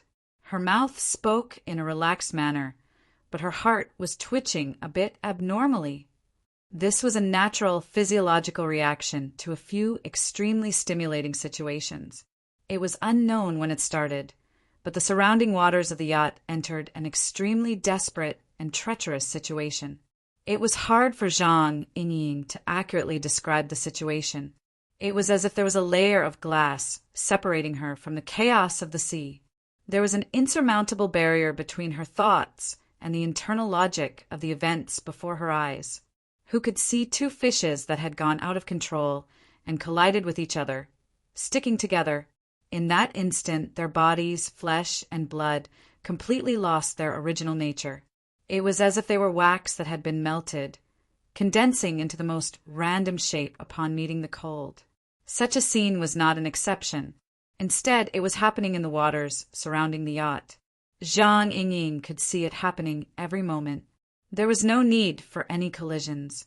The seemingly vigorous sea creatures that could rampage up and down the waves as they pleased inexplicably had their entire bodies collapse. It wasn't being torn apart, it wasn't being crushed, it wasn't exploding, it wasn't being burned, and so on. It was the complete collapse of the structure of their flesh and blood in an instant. Moreover, there was no trace of a strong external force. You couldn't say that it was the wind and waves on a sea that caused this, right? There were only vaguely visible conduction trajectories, like a terrible virus that broke out in a certain area and then spread rapidly at a terrible speed and intensity. In the steering cabin, the cabin wall blocked the view, and she couldn't see the panoramic view of the surrounding waters. She didn't know how far this terrible scene would spread before it ended. But she could see that at this time, in addition to the foam of the waves, the dregs and slurry of the flesh and blood were also swept up by the strong wind and huge waves. The bloody waves hit the yacht. Zhang Yingying felt that the damage was much higher than the previous battleship slicing sword. In fact, there were a lot of indescribable debris stuck to the windshield of the steering cabin. Then it was swept away by the wind and waves, stuck to it again, and swept away again. The cycle repeated itself. Zhang Yingying adjusted herself and felt that her breathing had become shallow.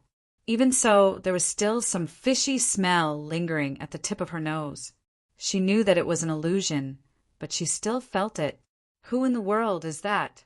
A devil? Zhang Yingying didn't have a clear target for conversation. She just vented her emotions. She never expected Her Majesty Empress Wu, who was steering the helm, to respond in the first instant. Yeah, you can ask later. Huh. Zhang Yingying blinked her eyes. She kept feeling that her boss's words had a hidden meaning, but she couldn't think too much about it right now. The battle situation in the surrounding waters far exceeded the scope of her understanding. She was even more worried. Luo Nan's water vapor body had disappeared. How was he going to fight against that so-called coward? How did such a hellish situation occur? I'll go out and take a look. Zhang Yingying really couldn't hold back. She leaped to the door of the steering cabin in 2 or 3 steps, but she hesitated for a moment. The out-of-control scene outside had an intense, dissuading effect. But in the end, she gritted her teeth, opened the door, and went out. Meng Chong nodded toward Her Majesty Empress Wu and followed behind without a sound. Right now, Zhang Yingying really didn't have the courage to run to the front deck. She simply went to the top deck and stood at the highest point. This was also the position furthest away from the bloody waves. She raised her eyes and looked into the distance. She still couldn't see Luo Nan's figure between the sea and the sky. However, the dark clouds gathered together and the winds and waves were high. They stirred the blood and flesh that rose and fell on the surface of the sea, rushing back and forth. They still possessed the destructive power to capsize the yacht at any time. Zhang Yingying didn't know how much of this was the power of nature, and how much of it was the clash of power between two extraordinaries. She just felt that she was standing at a relatively high place.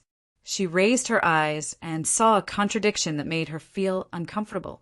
It was intense and sinister. It was berserk and ice-cold. It was as if there were incorporeal ghosts roaming and laughing on the surface of the sea. Perhaps it was because of this that the sea creatures in the surrounding waters, which had been fighting over food with each other not too long ago, began to dive frantically. It didn't matter if they lived in the layer of seawater or not. They all wanted to drill down, all for the sake of avoiding the virus in the atmosphere and within the remains of flesh and blood on the surface of the sea. But was it truly effective? The more Zhang Yingying thought, the more she couldn't find an answer. Instead, it burned her brain. Perhaps it was because of this that breathing became a bit difficult. Honestly speaking, after her field of vision was broadened, the situation in the surrounding waters became more vivid. The sense of crisis that followed grew stronger, so much so that she felt a bit regretful. Her legs felt a bit weak. She unconsciously emitted a brilliant spiritual light, making the white rainbow in her body activate its defensive mode. If the oncoming sea winds and waves really did carry a virus or something, that would be too hard to accept. At this moment, the familiar rhythm of footsteps entered her ears. Zhang Yingying turned her head in surprise. She saw a figure turn around at the entrance of the deck. It was Her Majesty Empress Wu, who had been staying in the cockpit all this time. "Boss." Her Majesty Empress Wu slightly narrowed her eyes. She welcomed the oncoming gale and the damp, bloody air. She seemed to be sniffing something. Her expression was vivid, but it was hard to tell whether she liked or disliked it. 2 seconds later, Her Majesty Empress Wu turned her face. "If you're really afraid, then go back to the cabin." "I'm afraid?" Just a little bit. Besides, you're here, boss." Seeing Her Majesty Empress Wu, Zhang Yingying's mind immediately calmed down. Her mouth also began to become nimble. What was even more nimble than her mouth was her actions. Zhang Yingying directly ran to Her Majesty Empress Wu's side and tightly hugged the crook of her arm. "Boss, that guy is too much. He knows you're here, but he still made such a scene." Her Majesty Empress Wu only smiled. "He's indeed too much, but he can't do it for long. A battle between transcendents. They're having fun killing here, but T-City can't take it anymore. The fighter plane just took off, and it won't take long to get here." Zhang Yingying blurted out, "Did he come here to die?" "It's all right. The pilot is quite durable." Obviously, the pilot that Her Majesty Empress Wu mentioned was definitely not an ordinary person. He was most likely an extraordinaire. As Zhang Yingying was thinking, she heard her boss ask, "You really don't want to go back? With that guy's clumsy control skills, it's fine if he gets a few fish scales on your face. But what if it's tentacles, sarcomas, sharp teeth or something? That's not good." "What? Huh?" Zhang Yingying finally came back to her senses. She didn't know when it started, but everyone's target had been mistaken.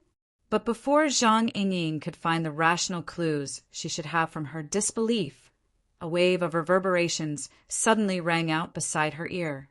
It sounded like a strange, snoring sound, as if someone was choking on water. There were also muffled sounds of mooing and splashing sounds. There was no sense of hierarchy, and it was just a flurry of struggling. Zhang Yingying very naturally shifted her gaze to look and saw that there was an explosion of water on the side of the ship. A certain strange existence, with half of its huge bull body, jumped out of the sea.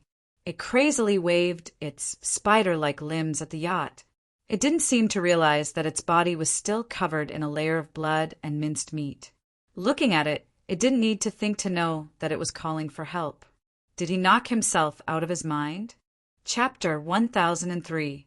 Zhang Yingying had a strange feeling when she faced the instigator of the trouble at sea. Could it be that this bro had forgotten who was the one who had attacked it just now? Speaking of which, the reason it was still alive and kicking was probably because of its iron head. It didn't seem to be a problem with its head. Zhang Yingying quickly noticed that the bull demon's chest and abdomen were already the most eye-catching. Now, in the night, it was even more eye-catching. The dark green fluorescence was originally rather dark, and the dizziness was rather serious. But now it was fluctuating violently as if it was boiling. Perhaps it was even showing signs of vaporization. Zhang Yingying was just letting her imagination run wild. But visually, the bull demon's big belly was indeed swelling up. The extent of the swelling could be seen, as if it could explode at any moment. Perhaps this was the reason for the bull demon's cry for help. This fellow seemed to be in so much pain that he quickly lost his patience. After struggling for a while, he threw caution to the wind and jumped onto the yacht under Her Majesty Empress Wu's gaze. From the looks of it, it was about to fly directly to the top deck. Wow! Zhang Yingying let out a soft cry, but as expected, there was another muffled sound. An invisible wall appeared out of nowhere in the atmosphere, blocking the bull demon's head. The fellow had only jumped a few meters before it crashed into the wall. With a miserable groan, it fell back down. But perhaps it was just luck? A huge wave rolled over, and the sea instantly rose by 3 to 5 meters. This caused the angle of its falling body to change, and it actually crashed into the railing on the side of the lower deck before it flipped over. The huge belly even acted as a buffer, helping it bounce a few times on the deck, railing, and bulkhead. In the end, it fell flat on its back, to the point that the dark green fluorescence within it seemed like it was about to seep out. She was really worried that it would explode just like that. But no matter what, the bull demon had still safely boarded the yacht. This alone made it much luckier than the other creatures in the surrounding waters. Based on what Zhang Yingying could barely sense with her own mental senses, the marine creatures, be they ordinary shoals of fish or mutated species, were mostly unable to escape misfortune even if they hid under the surface of the sea. For many creatures, even though they had dived to a depth of dozens of meters, they still couldn't avoid the experience. The air, the seawater, and the marine creatures themselves were cooperating to create blood-curdling flowers of flesh and blood, which were blossoming at various depths of the ocean, one wave after another. Some twisted flesh and blood even floated to the surface of the sea, merging with other similar existences along the way, as if trying to nurture something in this terrifying flower. But in the end, it still collapsed. At the very least, with the passage of time, the signs of life in the sea areas that the yacht passed through were quickly decreasing. How long had it been? The surroundings had already turned from a noisy uproar to dead silence. The evil eyes that had covered the surface of the sea earlier were long gone. Looking up, the night sky, the dark wind, the dark waves, and the filth filled everything. But even more than that, there was the destructive power that created all of this, dominating everything on a level that no one could understand. Zhang Yingying was a little absent-minded. She subconsciously hugged her boss's arm tighter, forgetting to ask how they should deal with that lucky bull ghost. At this moment, Meng Chong, who had been silent all this time, suddenly spoke up. Something is coming up. Ah, where? The bottom of the yacht is climbing upwards. Meng Chong hesitated for a moment before he found a relatively accurate verb to describe it. Zhang Yingying's spiritual sensing range was mainly for highly threatening targets and living things, similar to dynamic vision. Her other areas were more ordinary. Even if she was reminded, she could only vaguely sense it, and the angle of the bottom of the yacht was rather awkward. She couldn't see it if she tilted her head, but this wasn't a problem for Zhang Yingying. She simply released the floating camera and let this little thing fly down to extend her vision. A second later, Zhang Yingying regretted it, because with the outstanding night vision of the floating camera, she could clearly see that there was actually a layer of membrane formed from blood and flesh.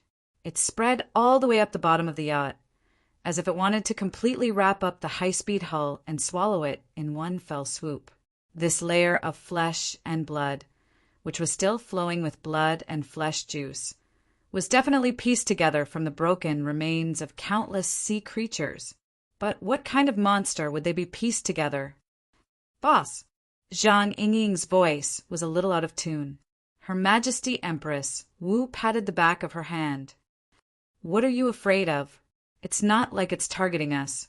Then who is it targeting? Her Majesty Empress Wu smiled. There was already no need to answer. Roars came from below. The bull ghost, who had just caught its breath on the lower deck, felt as if its back was on fire. It began to crazily move its limbs again, hoping to adjust its posture so that it could climb to the upper deck of the yacht again. But at this time, its body, which had been as light as a feather, was completely dragged down by its bloated belly. It struggled to get up with its 8 legs facing the sky, but the membrane of flesh and blood was advancing at an astonishing speed. In a few breaths, it had quickly crept over the railing of the yacht, stuck to the lower deck, and approached the bull ghost. Zhang Yingying's eyelids twitched a few times. She watched the membrane of flesh and blood of an indescribable color start to swell and extend. It felt like an amoeba that had been magnified billions of times. It kept changing its shape, extending pseudopodia, and formed an encirclement structure to hunt. Its prey was undoubtedly the bull ghost. Seeing that it couldn't escape, the bull ghost actually let out a scream that sounded like a human's, but what use was it? Before the scream ended, it had already been stuck to the part of the membrane of flesh and blood that had extended out. First, it was its 2 limbs, then its back, before it was completely wrapped up. It was like a fat spider that had been tangled to death by a spider's web. It looked absurd and desperate. The membrane of flesh and blood was so powerful that the bull ghost's entire body was constricted and deformed. It seemed like it could explode at any time and then melt its broken limbs and flesh inside. Her Majesty Empress, Wu, still had no intention of intervening. Zhang Yingying felt that she was really going to have a nightmare tonight, before she could let her imagination run wild. On the lower deck, a ghostly fluorescence suddenly increased in brightness. It instantly broke through the bull ghost's flesh and even the obstruction of the membrane of flesh and blood, and blossomed in the void. It exploded. Zhang Yingying subconsciously narrowed her eyes, but she couldn't help but look. Fortunately, she did, because what happened next was completely different from what she had imagined. After the cluster of ghostly green fluorescence really broke through the obstruction of the flesh and blood, the severe dizziness from before was greatly alleviated. It was so much so that people on the upper deck could already see that the fluorescence itself was actually highly differentiated. It seemed like countless fireflies had gathered in one place. It was just that it lacked intelligence, and overall it was rather orderly. Most importantly, the spots of fluorescence were even extending in both directions, stretching out into even finer lines. One end continued to expand and differentiate, while the other end continued to gather and shrink. At first glance, it looked like a forest that had been invisible before but was now gradually disappearing. The branches and leaves were luxuriant, but the main trunk wasn't very obvious. It was completely hidden among the branches and leaves that were constantly branching off. Or perhaps the lower half, including the root system, was still hidden behind the void. Because of such a change, the membrane of flesh and blood that was closing in was more or less distracted. Some of them even began to melt by themselves, or was it trying to reshape it into a more suitable structure? In any case, the misfortune of the bull ghost exploding and dying was somewhat delayed, but the screams became even louder. What on earth is this thing? Zhang Yingying felt that her memory had been offended. It looks a little familiar. No, I don't think I've seen this thing before. But who have I heard of it before? She turned her gaze to Her Majesty Empress Wu. But unexpectedly, a voice came from behind her. Mr. Luo mentioned it before. It's a plant type. Huh. Meng Chong's response caught Zhang Yingying off guard. Meng Chong was very confident. At the end of last year, when Mr. Luo and the Order of Justice's secret-bound high priest, Li Taisheng, met, he raised this extremely sharp conclusion. At that time, he compared the Ring of Blood and Will to the Order of Justice's Scales of Truth system.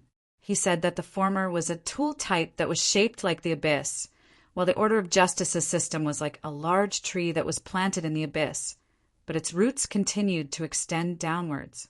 It was a biological type or plant type. I have an impression when you say this. Cloud City Water Village, right? Was it before or after Sister Moya's concert? As her memories flowed back, Zhang Yingying was truly shocked. Do you have to be so exaggerated? I was there at that time, but I don't remember it as clearly as you do. Matters that have nothing to do with us become chaotic. Meng Chong bowed slightly to hide his somewhat bitter smile. Mr. Luo's comparison of tool type and plant type hit quite a few secret orders sore spots. As for the matter of Lady Halder and Ian Lu being remotely monitored through a puppet, there was no need to mention it. Zhang Ying chuckled. He just loves to do these kinds of jobs that destroy people's bowls. Oh, according to what you're saying, this boss Niu Gui is an important member of some secret order? Perhaps not just that. Judging from Niu Gui's current state, he looks quite familiar to me. Meng Chong made a rare, self-mocking remark. He explained further. This thicket is somewhat like the embryonic form of the Abyss's solidified configuration. It also seems like a carrier for the Order's sacrificial vessel. But no matter what, this is definitely the crystallization of some belief system. It is the result of many years of accumulated faith. Through it, the core information of an order, including the characteristics of their faith, their fundamental techniques, their various levels of believers, all of it will be exposed without a doubt. The premise is that they must be able to perfectly break through and resist the backlash. Take my order as an example. This kind of crystallization isn't unique, but there is only one backup. If it is damaged or lost, it will truly be a serious injury to the bones. It will greatly damage our vitality. Of course, these are just the special characteristics of our idealistic order. As for the divine order, I don't dare to speak carelessly. Meng Chong thought of the human-faced arachnid when he said these words. The embryonic sacrificial vessel and the shepherd's imprint were lost in Xia City. He also thought of Elder Amoluan. Of course, this also included Luo Nan. There were some matters that really couldn't withstand pondering, but the passage of time made pondering over them meaningless. Zhang Ying didn't know how complicated Meng Chong's state of mind was. She discussed the matter as it stood and immediately gave Niu Gui the final verdict. I finally figured it out. Why was this brother able to attract so much trouble?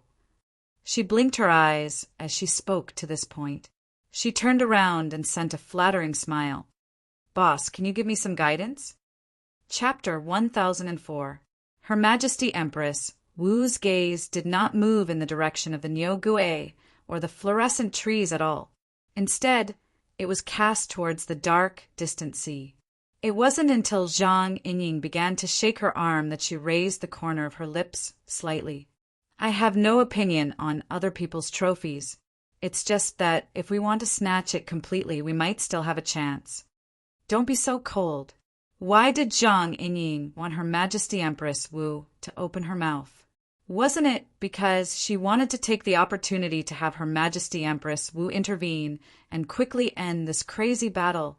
However, just as she was about to use the power of the 12th layer of the great art of acting spoiled, her heart suddenly tightened. Relying on her own mental sensing ability, Zhang Ying couldn't sense too many details. She could only vaguely sense that the dual pressure that came from the material and mental planes had somehow turned into some kind of highly concentrated jet stream that suddenly streaked past her. Dangerous, extremely dangerous. The jet stream that streaked past was actually more like a long whip lashing through the void. It didn't really hit anyone, but just the loud whip flower and the whistling impact it brought could make people feel the heavy destructive power. In the frame of body and soul, the white rainbow hummed softly in response, but it was much slower. If he really wanted to target her, he would probably be dead by now. Zhang Ying couldn't help but shiver. There was no doubt that this was a threat. For a moment, she thought that she had become a hostage, but she was aware of it. However, when he thought about Her Majesty Empress Wu beside him, he felt that it was unlikely. Zhang Ying turned to look at her boss, but the latter had no intention of comforting her. As a matter of fact, Zhang Ying couldn't help but follow his line of sight and look up at the sky. Only then did she realize that the dark clouds in the sky, which were almost pressing down on the surface of the sea, had unknowingly revealed a long, deep crack.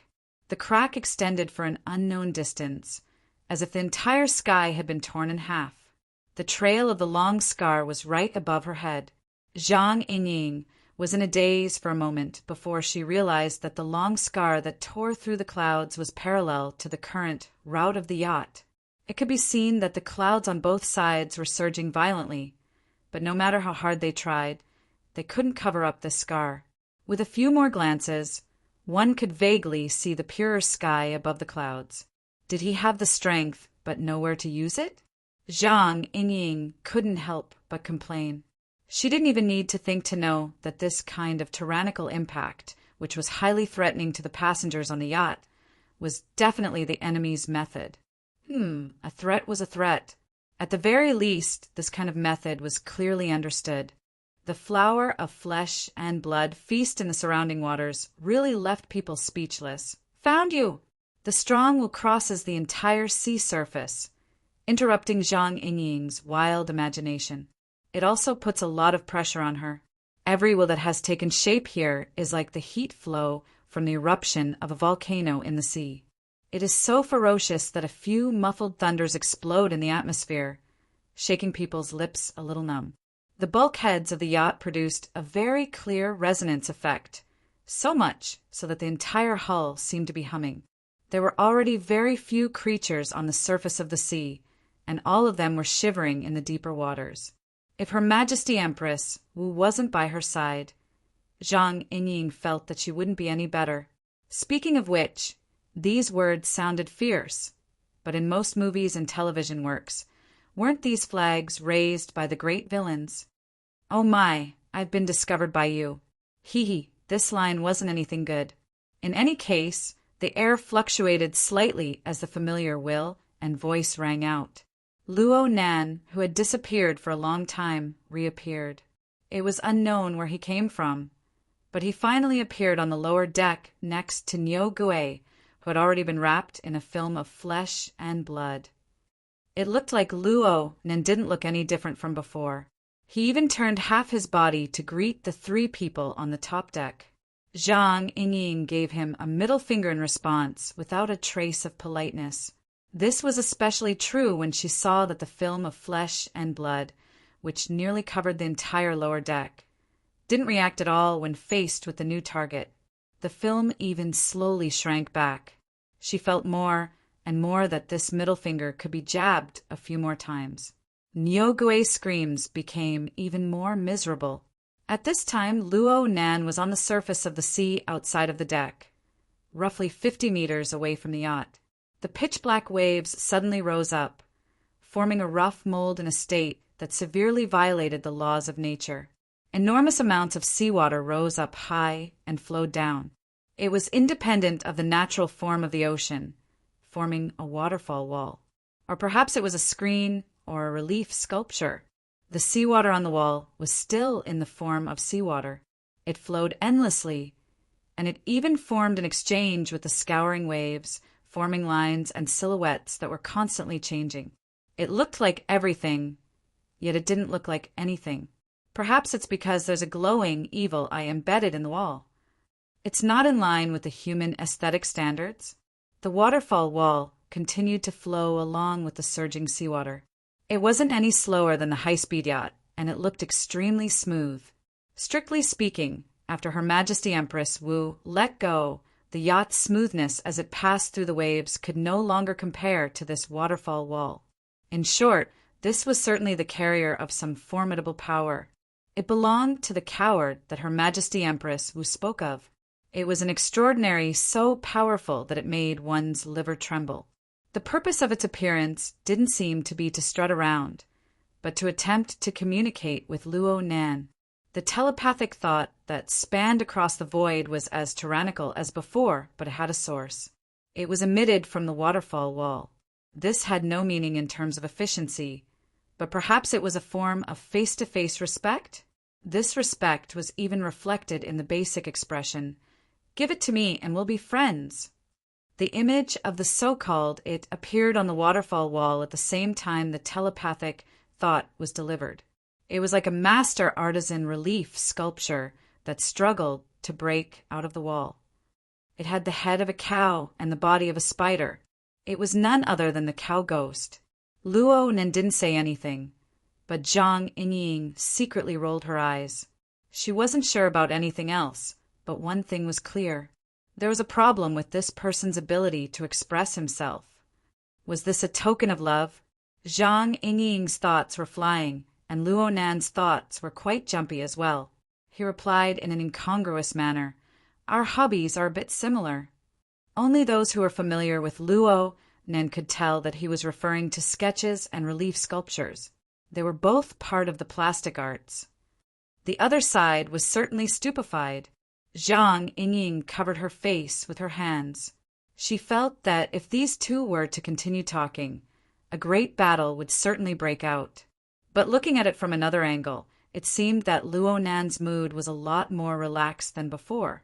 Sure enough, after venting in a perverted manner, there would be positive emotional feedback. Reality seemed to verify Zhang Yingying's conjecture. Following Luo Nan's off-key response, the height of the waves instantly surged to the side of the yacht by 3 to 5 meters. It felt as if the waterfall wall above them was going to be thrown over and crush the yacht. As for the telepathic thought that was already sufficiently tyrannical, it became even more restless. It was to the point that Zhang Yingying needed to rein in her mind and do her utmost to avoid contact in order to avoid suffering from the backlash. Hey, do you really want to shed all pretense of cordiality? Luo Nen wasn't anxious at all. Right now your fulcrums are becoming fewer and fewer. It's not too convenient to project power from a long distance, right? 1, 2, both are fine. Yes. I believe that even if there are only 1 or 2 fulcrums left, it's still enough for you to toss and turn about like a tsunami. And you absolutely have the ability to protect 1 or 2 fulcrums. But if you do this, you'll expose too many traces and clues. You're the one who's exposed. Oh, I admit it. You found that thing inside the mist, and you even injured it. You cut it in half. You're ruthless enough. But I've decided to forgive you. This is because, thanks to you, I just discovered that its importance isn't as important as I thought it was. The expression of Luo Nan's fake body was rich. Well, Zhang Yingying couldn't see it, but the movements of his body were extremely natural. Even though she clearly knew that it was fake, she couldn't find any unreal feeling from watching it collapse. On the contrary, Zhang Yingying, who was familiar with Luo Nan, could hear the overly exaggerated flavor of Luo Nan's tone of conversation. It was a bit like he was imitating a big shot from a movie. The current Luo Nan could basically beat all the powerful characters in movies and television works. Zhang Yingying's gaze swept over the surrounding sea, and her eyelids twitched a few times. Yes, the murder cases under his hands were enough. After some careful thought, it was quite a good match. Luo Nen didn't know that Zhang Yingying was giving him the title of Big Boss Butcher behind his back. Right now, he was quite used to this attitude. He extended a hand, and his finger drew a few lines in the air that had unknown meanings. The lines faced the waterfall wall, not too far away. Buddy, you've already used too much strength. The transmission trajectory is very clear. It's true that it's quite far, but do you want to make a bet? Let's have another long-range battle. It doesn't matter who wins or loses. I'll personally pay a visit to the 3rd round of attacks. Bang! A muffled explosion of air exploded from Luo Nan's fingertips. The lines he had drawn just now had exploded once more. This time there was an improvement. His finger was saved. Luo Nan laughed. He finally stopped teasing Niu Gui. This time he grasped the main point. He pointed at the struggling and howling Niu Gui by his feet. Aren't you just interested in this fellow? It just so happens that I'm quite interested as well. We've already researched this before. Your eyes are wide open. But why do I feel that your analytical abilities aren't quite good enough? If you really could do it, then you wouldn't have followed him all the way here, and it would have been my turn to do it. I can do it much better than you. Luo Nan extended his hand and brushed past Niu Gui's body as he spoke. There was an illusory thicket glowing with a dim light. He didn't know why, but the brightness over their head clearly exploded by a level. I feel that we can be a bit more honest. Actually, I'm not one to keep things to myself. If I can share something, I definitely won't be stingy. Everyone, please cooperate. I'll cooperate. I'll cooperate. An indistinct yet resounding scream exploded next to Luo Nan's feet. Luo Nan, who had the demeanor of a big boss, nearly gave it a kick. Zhang Yingying's cry of surprise represented the feelings of practically everyone present. Holy crap! It can talk! Chapter 1005. The one who spoke human words and took the initiative to surrender was none other than the flesh-skinned Nyogue. He had already been forcefully wrapped in the membrane of flesh and blood, and he had squeezed out the belief system crystal from his stomach.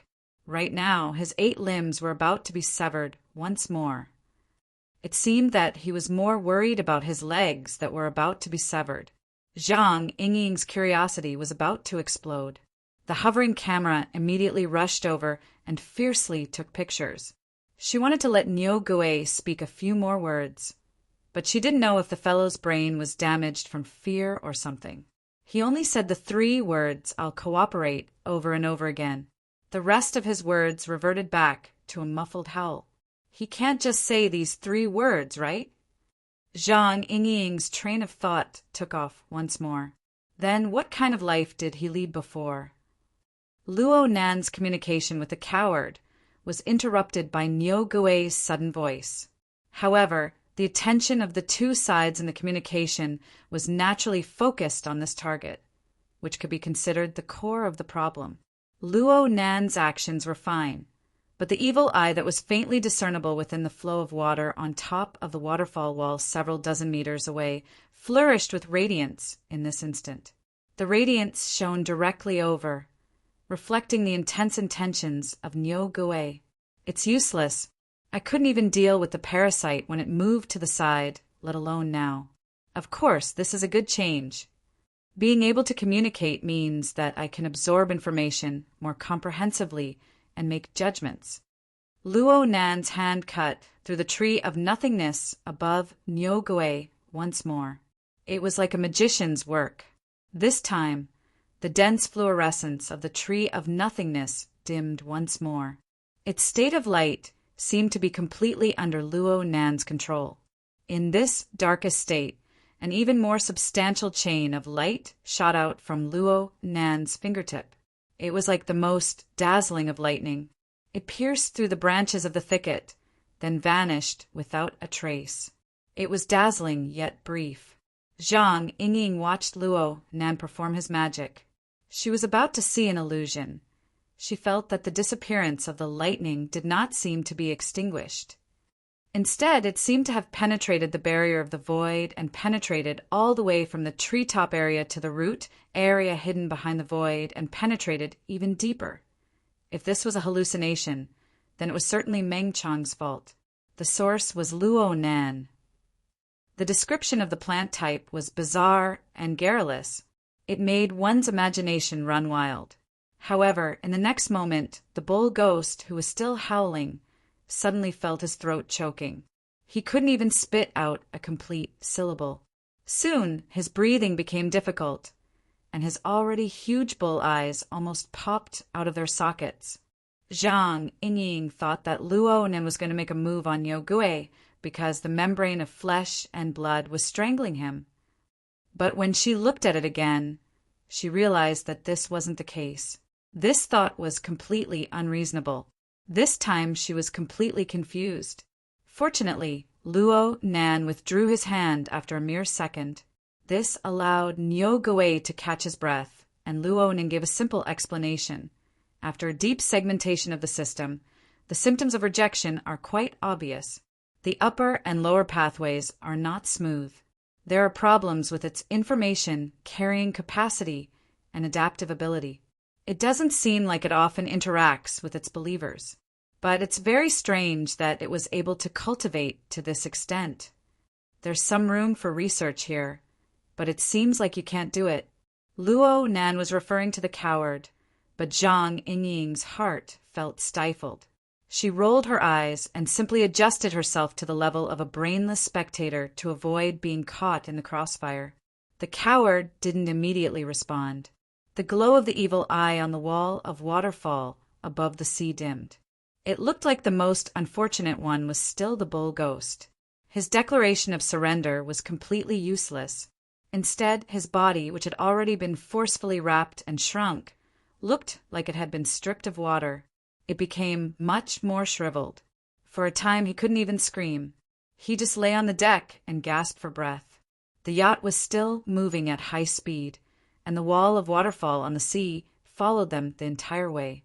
However, the communication between them was suddenly cut off. Was it probably weighing the pros and cons? Reality didn't give the other side too much time to think. A wave of rumbling thunder suddenly crushed down from the sky above the clouds that had been forcefully severed. This wasn't the sound of thunder, but the sound of a supersonic fighter flying past. However, what attracted the attention of the people here was the tyrannical and exuberant blood energy over there. Could it be that the extraordinaries from D-City had arrived? They were really fast. Zhang Yingying subconsciously turned her head to look at Her Majesty Empress Wu. The latter shook her head and pulled her arm out from Zhang Yingying's embrace. She turned around and left. Hey, boss. Her Majesty Empress Wu didn't respond, but her meaning was very clear. There were already 4 powerful extraordinaries in this area. What was the point of continuing to confront each other? There was no need to say anything. They definitely wouldn't be able to fight. Sure enough, the tyrannical intent of the coward that stretched across the surrounding sea began to subside. Correspondingly, the clouds in the sky clearly became a lot livelier. They began to gradually fill in the gaps in the center. However, what needed to be expressed had to be expressed. Words that needed to be said certainly wouldn't be missed. I'll keep an eye on you. Tell me that we're friends. Perhaps we'll drink a toast to our friendship very soon. It really wasn't easy. Big Brother Luo had established his persona. There was no more response from the other side. Only the evil eye on the waterfall wall was completely extinguished. Then the needed seawater scattered, striking the surface of the sea with a rumble. Luo Nen let out a breath. Before he could jump out of his persona, a fighter jet painted in matte gray pierced out from the depths of the clouds. It was less than 100 meters away from the surface of the sea. It whistled past the yacht diagonally. In the end, it even flapped its wings. Only the heavens knew what it meant. The fighter jet revealed itself for a moment. Then it flew into the depths of the ocean without looking back. Looking at its direction, it seemed to be going the same way as the yacht. Who's this? Big Brother Luo instantly turned into a curious baby. He turned his head to look for Zhang Yingying for an answer. Zhang Yingying could only shrug in response. It must be said that the yacht's speed was quite fast. After a few twists and turns, the yacht had completely left the most desperate part of the sea. That was if the membrane of flesh and blood that still wrapped around half of the hull of the yacht was discounted. The situation eased up, and her thoughts inevitably entered a complicated state. Zhang Yingying thought about the origin of this membrane and connected it with the controller. Her entire person felt bad. Seeing that Luo Nen had the intention to come over and talk, she simply waved out her Baihong. Clean it up for me before you come up. My yacht, you bastard. The violent winds and huge waves began to subside.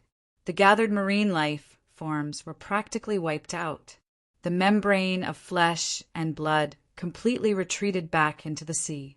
The lower deck of the yacht became as clean as if a dog had licked it clean. At least that was what it looked like on the surface. Zhang Yingying's mind was strong. She took this as the truth for the time being. She stepped onto the deck and didn't feel anything.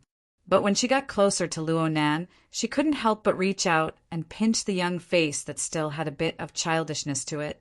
She sized him up carefully. How come I never saw that you had such a perverted trait before? Don't mention the matter of an operational error. Luo Nan directly turned his face incorporeal. breaking away from Zhang Yingying's grip.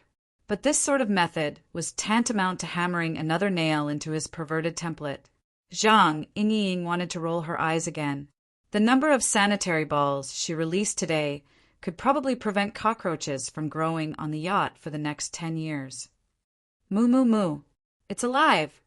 The Nyogue on the deck broke free of the membrane of flesh and blood at this time. The pain from the deformation of its body eased, and it was finally able to return to its original position. It lay on the deck with its 8 legs propped up and its chest and abdomen stuck to the ground. This made it feel as if it had been reborn. It let out a loud cry of praise. Luo Nan, Zhang Yingying, and Meng Chong all shifted their gazes over to focus fire on its deformed body. In an instant, the Nyogue's body was forced down by at least half a meter. It was practically stuck flat to the deck. Only the Nyogue's head was slightly raised. It squeezed out a smile that was extremely recognizable to humans. Rather than calling it a Nyogue, it was more like a flattering dog. It looked absolutely willing to let it lie on the deck and lick the food. Zhang Yingying couldn't help but grumble. The secret orders should all be crying, right? Meng Chong. Luo Nan's gaze was actually on the tree of nothingness floating around the Nyo-Gue's body. The Nyo-Gue was quite intelligent. At the very least, it understood the principle of having a lover's wealth arousing suspicion. It simply flashed the most valuable thing on its body, allowing Luo Nan to do as he pleased. What do you think? Zhang Yingying asked for Luo Nan's opinion on how to deal with it. Luo Nan grunted, but he didn't immediately respond. But the more Luo Nan acted like this, the more the Nyo-Gue, who was lying on the deck, began to tremble. Its previous attitude of loud praise had completely disappeared. Only its 8 limbs remained, and the lower ends of its limbs struck the deck amidst trembling. They clattered as if they would fall apart at any moment. Meng Chong simply turned his head to look at the sky. Zhang Yingying blinked her eyes. She cooperatively changed the topic. The boss just sent word. Blood Demon wants to see you. Blood Demon. Luo Nan finally remembered the name of this extraordinaire. Not too long ago, their group of people had been discussing the inexplicable operation of this extraordinaire's purchase of Cards magazine. Soon he came to a realization. The one who flew over just now was him, right? Yeah, that's right. He wants to discuss a business deal with you. He said that he has a card that you'll definitely be interested in. Right now, he's going to Koro base first. The boss agreed on your behalf. He said that this guy is an expert gambler and you don't lack luck. This is also a part of diplomacy. Smart. Actually, Luo Nan wanted to ask Her Majesty Empress Wu who the coward was. Though he already had some guesses, wouldn't it be better to just look at the standard answer? Oh, right. The boss said a long time ago that this fellow is your spoils of war. How to deal with him is up to you. Luo Nan casually said. Can I just throw him off the ship? Let him convey some goodwill to Brother Coward? Do as you wish. Moo moo moo. Nyo-Gue immediately howled. His trembling sharp limbs nearly pierced through the deck. Then he frantically displayed his talent for language. Keep me. Keep me. I'm valuable. I have a card. Luo Nan laughed. Just based on the card you used to run away with the money? Nyo-Gue was stunned. Big Boss Luo took advantage of the situation to come online. Lord Dark Dragon God. Everyone in the Great Swamp Order will probably perform a mass disembowelment if they see you like this, right? Or maybe I can use you to negotiate a price with Matsudaira Yoshio. Don't. Please don't. A muffled boom rang out. This time, the lower deck was really pierced through. Nyo-Gue didn't care about Zhang Yingying's furious glare. He raised his bull head and continued to ram it, wailing and begging for mercy. Matsudaira Yoshio died a long time ago. Right now, there's a demon over there. A demon? Chapter 1006. Night had just fallen in Osaka, and the hustle and bustle had yet to subside. The trading center in the trade zone had already stopped trading. However, a large number of trading companies, public relations companies, research institutes, design institutes, and other white-collar places still adhered to the tradition of working overtime. Whether there was a problem or not, they had to show their attitude first. Of course, the night banquet had already been arranged. The night cruise on Beishan Lake was quite a popular way to make friends recently. Taking a boat, drinking, going to the other side, and then taking the subway and bus home. Time was really calculated to the extreme. The entire trade market was flowing with a floating and restless atmosphere. However, all of this had nothing to do with Jiang Zhong. She was wearing the white lab coat, sitting in front of the workbench, sorting out the experiment records of the day and combining them with the massive experimental records of the past for analysis and verification. This was a research that had been going on for 27 years. The project was established in 2070. In 75 years, she participated as an assistant. In 81 years, she officially took over. Since then, she had been busy. The best years of her youth, the most beautiful years, and the most ups and downs of her life were all integrated into it. Now, she was over 40 years old. For most researchers, it was about time for them to make some achievements. And she did have some achievements. However, in this main project, although there were occasional ups and downs, overall it was still the same smooth line when she first took over. There was no trend of big ups and downs. At least, according to the standards of experimental design, this was correct. Jiang Zhong was not impatient.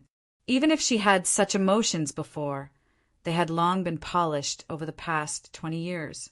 Sometimes she even thought that maybe she would continue this research until she was 100 years old. Then she would retire and hand it over to her children and students to continue. If there was such a day, her life would be considered happy, right? The other sounds of the research institute gradually subsided, but Jiang Zhong did not sense it. She just focused on the work in front of her. In the past 2 days, her workload on this project had increased a little. She needed to add the tissue sample of the mushed-mouth ape that Mr. Amo promised to give in a few days. She needed to do some pre-design, especially to set up a warning line. Even though there had been nearly 10 million iterations, every time a tissue sample of a strong mutant was added, it would cause a violent reaction to the mutant gene network that was already in an unstable state. This was a moment to test the ability of the researchers. Ding! The sound of glassware hitting against each other rang in her ears. Jiang Zhong was completely unprepared. He was so shocked that his body trembled and he turned around in panic. First, he saw the red wine bottle and glass, then Matsudara Yoshio's thin face. After not seeing him for a while, he seemed to have become more and more unkempt. His beard was unshaven and his suit was loose. If you saw him on the street, you would think that he was a former employee who had been fired by some company. Of course, anyone with the slightest bit of experience would absolutely not underestimate this cold and firm gaze of his. Jiang Zhong was a little surprised. Although this person was a big boss, he rarely appeared in the research institute, let alone now. You, drink some red wine to soften your blood vessels and celebrate. Matsudaira Yoshio ignored Jiang Zhong's half-completed experimental design interface and directly placed the wine bottle in the projection work area. It was a very impolite behavior, but it was natural for him to do it. You're still using that excuse. Jiang Zhong knew that with Matsudaira Yoshio's personality, he most likely would not be able to get anything done tonight. He lowered his head and smiled. It's hard to imagine that you used to introduce sake to everyone you met. What is it to celebrate? Matsudaira Yoshio casually pulled out the cork and poured some wine into 2 tall glasses. To celebrate the change in direction of the blood vessel platform. Hundreds of research institutes and thousands of projects in the peaceful trade market lost their subsidies and died immediately, but we are not among them. As soon as Jiang Zhong took the glass, he was slightly stunned. The negotiation is over. It's just an announcement. LCRF has always been like this. Matsudaira Yoshio smiled and swirled the glass like a veteran, but his eyes did not stop on the wine or the glass. Instead, he looked at Jiang Zhong. Since a large number of projects died, the popularity of the projects that survived naturally increased. The price of the directional induction technology has increased again. Congratulations. Jiang Zhong thought he understood, but he only smiled calmly and raised his glass to Matsudaira Yoshio. It was as if she did not realize that it was the result of her own research and also the main direction of her research institute. Since she had given it to him, she knew what to do. Matsudaira Yoshio did not stand on ceremony. He said thank you and drank the wine in his glass in one gulp. Jiang Zhong was not good at drinking, but she was even worse at rejecting others. She also drank a mouthful, although Matsudaira Yoshio had specially brought red wine over. He was not particular about it at all. Jiang Zhong was the same. The two of them began to drink with each other. In the past few years, although Jiang Zhong rarely came to Sakura, every time she did, Matsudaira Yoshio would find time to drink and chat with her. Most of the time they were on the yacht. Now that the yacht had been sold, it did not matter if they stayed in the laboratory. Frankly speaking, in such an atmosphere, women often had more considerations than men. Jiang Zhong even had that awareness. But all these years, her old friend had always been like this, so she had nothing more to say. Jiang Zhong sat on the chair, and Matsudaira Yoshio sat on the laboratory floor. The two of them talked about the blood vessel platform and LCRF. They talked about some technical aspects, but it was Matsudaira Yoshio who gave his comments. Life cultivation under the chaos mechanism. LCRF is going to throw money in this area again. They are completely dancing with others now. Those old men have already lost their basic judgment. They have the best resources, but they are being played in the palm of their hands. It's ridiculous that people are dying. Jiang Zhong drank a few mouthfuls of wine. Her pale cheeks were slightly red, and she felt like laughing. It sounds really worth celebrating. Matsudaira Yoshio laughed out loud. In the end, he asked her, "What about you? Aren't you interested in a sum of money?" Matsudaira Yoshio glanced at the virtual workspace that had entered the low-light, standby mode. Your distributed ecosystem network is actually very compatible. No. Jiang Zhong's answer was resolute. Never. Then don't. Matsudaira Yoshio was even more straightforward. Jiang Zhong was a little surprised. That's it. What else can you do? A considerable part of this research relies on your dissociation ability. If you are not willing, there is nothing else to say. However, I know that you will refuse. But I still want to tell you because there is one thing that you should know. With your dissociation ability, theoretically speaking, you might have a substitute tool. After drinking, Jiang Zhong's brain nerves were a bit sluggish. She did not react for a time. She just looked over in a daze. Matsudaira Yoshio looked down from a high vantage point. He looked at her blankly, looking up, and laughed involuntarily. Isolation is the enemy of research, but it's understandable. After all, you're not a person of the circle. You don't know what is the hottest thing in the inner world right now. That son of Luo Zhongheng is a treasure boy, but he is also a super troublemaker. The symptom he took out has already caused an earthquake in the field of extraordinary research. Symptom. Jiang Zhong's eyes widened. Yeah, it's the one that's working overtime in the factory. Matsudaira Yoshio played it down. He was really just making small talk. I'll give you a live recording later. You can study it and see if there are any similarities or differences between it and dissociation. You can also speculate and see if he will develop similar effects in the future. Other people might be able to do it too. Jiang Zhong furrowed her brows. She thought hard for a few seconds. With great difficulty, she broke away from the complicated relationship between Mr. Mo and Luo Nan. She returned to the familiar level of research. She slowly nodded. If that's the case, then it's actually a good thing. He's much more generous than you. Of course, he has the strength, but you don't. Speaking of which, Luo Nan is one of the thickest thighs in the world right now. He's even stronger than me. Haven't you considered cooperating with him to continue this project? The thickest thighs? Jiang Zhong was clearly a bit moved.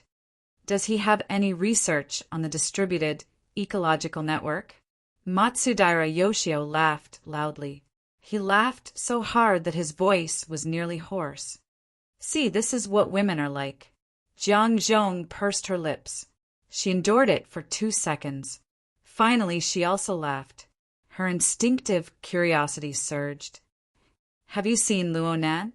The last time I saw him, he was still a little kid. Ah, I've seen him. Matsudaira Yoshio's smile faded a bit. I've done some research. Huh.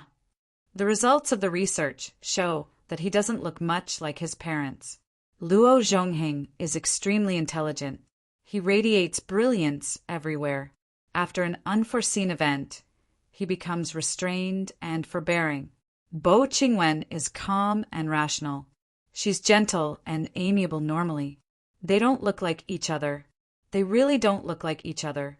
Then, Professor Luo? Yes, he's most like old man Luo, especially in the last few years. He's focused like a madman. He doesn't even recognize his own family. What crazy old man. Where's your manners? Jiang Zhong was a bit dissatisfied. You weren't like this before. Even the hot-blooded Matsudaira Yoshio has become a blabbermouth. You've changed a lot. I'm talking about old man Luo. You're the one who said crazy old man. I didn't. Jiang Zhong was indeed a bit tipsy. Matsudaira Yoshio continued to pour more wine for her. Don't try to defend yourself. In the last few years, even Qingwen, Sis was thrown at by him. It was Luo Zhongheng who took the lead to shout. Huh. Only Yan Yongbua shouted it to his face. That's right. That little brat thinks too highly of himself. His heart is only the size of a needle tip. He's supported by his sense of superiority. If he doesn't have it, he'll collapse. It's really unfortunate for him to be called one of the 4 most beautiful men in the wilderness. Jiang Zhong laughed so hard at this unfunny description that she slumped over the table. For most beautiful men. That's right. During the annual gala, Yan Yongbua always wanted to steal the limelight. In the end, Luo Yuan tripped him up. He thought it was Luo Zhongheng, and he brooded over it for almost a year. Who asked Luo Zhongheng to be so smart at that time? Who else could he look for if not him? But Luo Yuan is too cunning. No, he's a cool guy. Except for his senior Qingwen. He doesn't recognize anyone. Jiang Zhong took the initiative to drink a mouthful of wine. She looked up at Matsudaira Yoshio's somewhat blurry face and giggled. So what if he doesn't recognize me? I still slept with him. Matsudaira Yoshio raised his eyebrows and raised his glass in admiration. He had nothing else to say. However, Jiang Zhong buried her face again. So we've reached the age where we reminisce about the past. Not at all. It's just that some things are worth remembering. Liar. The glass of red wine was quickly emptied.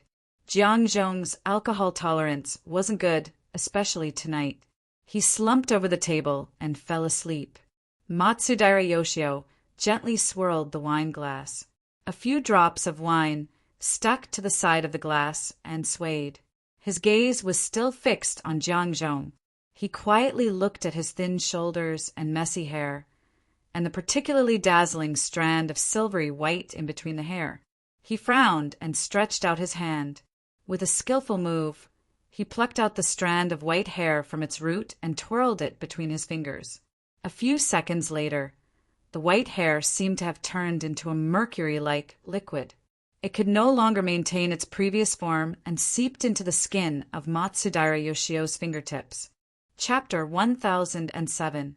By the time the sun hurried through the gaps between the clouds, casting its rays into the sea at a slight angle, the yacht Luo Nan and the others were on had already crossed the Tropic of Capricorn. Coral Base was already in sight ahead. It was T-City time, May 16th, 2097, around 10 in the morning. Compared to modern aircraft, even a high-speed yacht was far too slow. They traveled at top speed the entire way, but they still spent 17 to 18 hours to cross 2,000 kilometers of ocean surface. Of course, there were also the effects of encountering storms along the way, as well as man-made variables. There were only 10 hours left until the high seas auction. Koror Base used to be the most important outpost base northeast of T-City. It was still the same. However, as the world government gradually entered a counteroffensive phase in the wilderness and even the ocean, the tight situation on the periphery was greatly alleviated. More and more commercial elements were slowly integrated into this formerly important military location. It was the area with the highest mercenary density in the world. It was the fishing area with the largest marine aberrations. It was the trading center with the highest frequency of transactions in the world for aberrations, raw materials. It was also the place where the underground black market was the most rampant. All of these names belonged to T-City, but this Southwest Pacific Ocean hub formed from several hundred islands certainly had to contribute a considerable amount to this. Due to the strong business atmosphere, the area under the control of the military only covered the two largest islands, Sisu Island and Norsa Island. The hundreds of small islands in the Pacific Ocean that were scattered in the southeast were a paradise for merchants and explorers. They were in a highly free and disorderly state. The yacht cut a small arc and entered the archipelago area from the southeast. It sounded like several hundred small islands were a lot, but in the vast Pacific Ocean, the distance between islands was dozens or hundreds of kilometers. The yacht traveled through this area of the sea, occasionally seeing some undulating silhouettes that were slightly different from the sea and sky. However, compared to the vast ocean outside, the winds and waves in this area had stopped a long time ago. The clouds were slightly thick, and the sea surface was calm. It was a good time for fishing. The shadows of ships dotted the surface of the sea. This was a rarely seen scene in the vast ocean outside. It looked very leisurely. Sometimes this place is more desolate than the wilderness. You can see a corpse in the wilderness, but if you throw it into the sea, you won't see anything. As the temporary tour guide, Zhang Yingying wasn't in a good state of mind. She kept yawning and was about to fall asleep on the railing. This was not simply because he did not sleep well. A considerable part of it was because he had witnessed the battle between the extraordinaries last night at such a close distance, which had damaged his mental state. This was what Her Majesty Empress Wu had said. In Zhang Yingying's opinion, it was mostly because she was having a hard time communicating with a certain minotaur. At this moment, the Lord Dark Dragon God was trying his best to curl himself into a ball and hide in the shadows between the deck and the cabin. Just by looking at the exposed half of its body, it really looked like a well-behaved baby cow. The problem was that Zhang Yingying didn't think so. This bro is good at acting dumb. I've never seen anyone act dumb until they become dumb.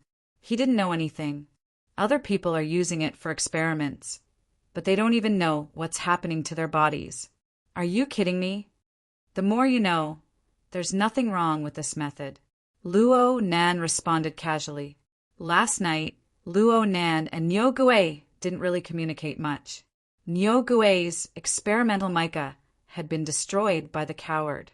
He needed to rebuild it, which took quite a bit of time. As for the soul cloak, he had a direct observation point of view following the gradual recovery of the soul cloak. This made it easier for Yin Lu to gather information. Listening to Niu Gui's revelation was fine. Why should he limit himself to just Niu Gui's words? Zhang Yingying was dominated by her gossipy nature. According to Niu Gui, the devil who pretended to be Matsudara Yoshio used it as an experimental vessel to conduct some complex research. As for what he researched, belief system, Bamboo Pole should be quite fond of this. He's been doing research in this area for the past few years. Yes, I've seen Brother Bamboo Pole's thesis. Bamboo Pole's thesis cut into the perspective of the order's social hierarchy. As for this person, I feel like he also wants to become a god. Where did the word also come from? Luo Nen objected. The definition of God on Earth is too broad. Right now, it's just a few social experiments. For example, Mr. Devil. The Great Zay Order is an experimental environment set up by him. It's also a verification tool. TSK, you can even understand this Nyo Gue's vague words? You'll understand better if you don't listen. Huh. Zhang Yingying wasn't an idiot. Luo Nan's words made her eyebrows stand up in an instant. She cast a sharp gaze over. Actually, her cultivation was a level lower than Nyo Gue's. But wasn't there a saying about the fox and the tiger? Nyo Gue, who was a bit away from them, subconsciously gave Zero a look. Nyo Gue's face revealed a simple and honest smile.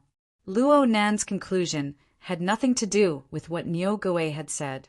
Most of it came from his own observations. At his level of knowledge, the ways of the world were a bit difficult. Some objective traces and clues could be seen at a glance. There really weren't any secrets to speak of. From the looks of it, the belief structure that Nyo Gue brought out doesn't have too many traces of human intervention. At the very least, the fake Mr. Matsudara Yoshio didn't do this. He seems to be more inclined towards verification on the level of reality. When I was in Ban City, I heard that he made the distortion laboratory flourish. If you really want to talk about intervention... Hey, Lord Dark Dragon God. Luo Nan turned his head and called out to Nyo Gue from afar. Nyo Gue propped himself up with a whoosh and crawled over. Moo moo. Boss, you're too kind. Just call me Little Nyo. I'm not picky about ghosty or whatever. Zhang Yingying rubbed her forehead.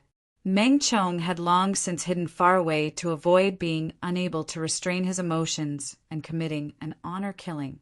Luo Nan was calm and collected. From his perspective, Nyo Gue wasn't simple and honest at all, even though he had the word Nyo on him. Instead, the word ghosty was quite appropriate. Luo Nan didn't need to think too much about this fellow.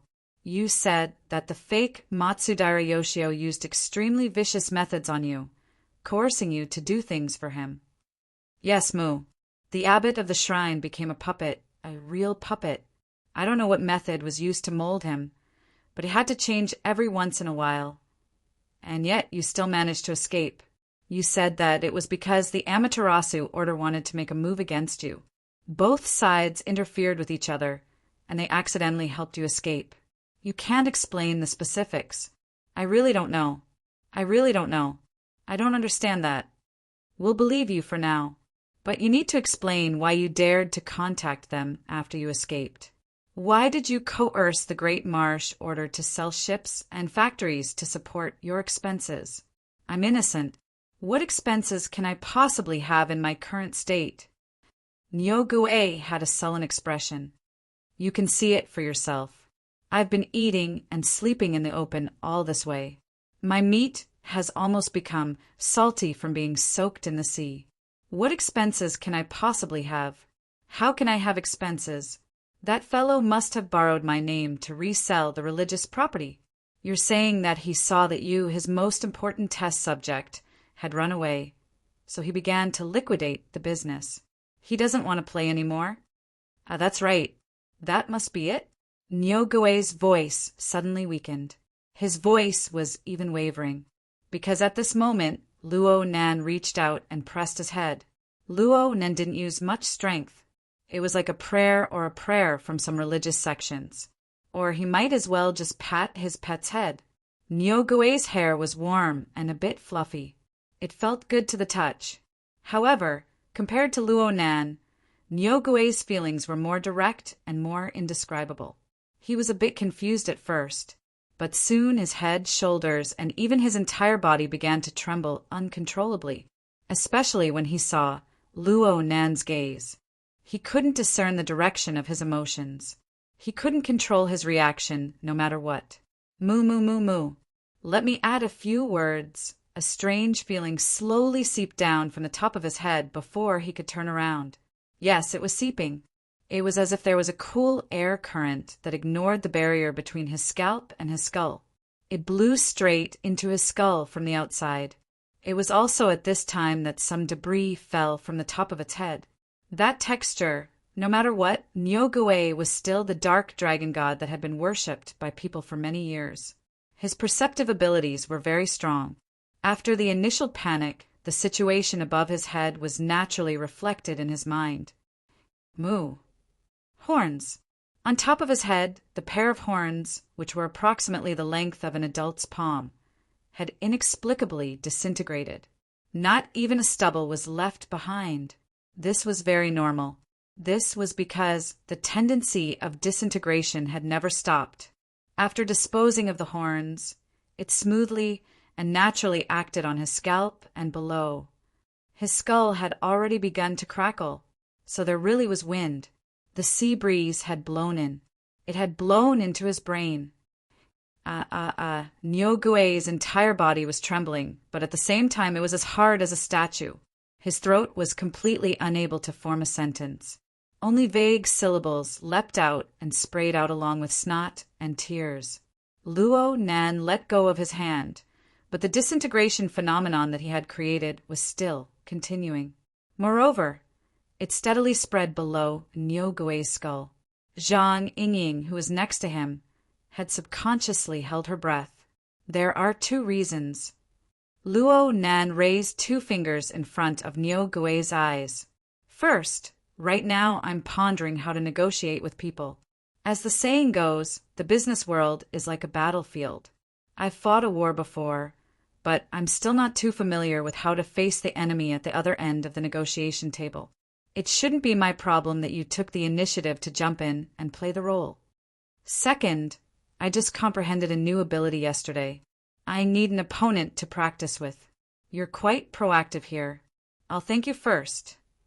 If the control of the heat isn't too good, please understand. Chapter 1008. After entering the Tropic of Capricorn, the airflow on the Pacific Ocean was actually very warm. It was wrapped in abundant water vapor and lingered around the yacht. It also carried the aura of the creatures on the surrounding islands. In this kind of air, it should have been a very pleasant thing. But Nyogue didn't feel this at all, not at all.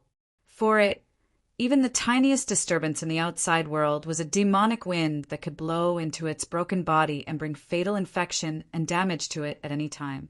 Or if the wind was a little stronger, it would be blown away. It was now completely overwhelmed by emotions, and nothing could be hidden, even the outline of a bull's head. Luo Nan comforted it. You don't need to worry too much. If nothing goes wrong, this new move of mine will maintain the structure of your survival system as much as possible.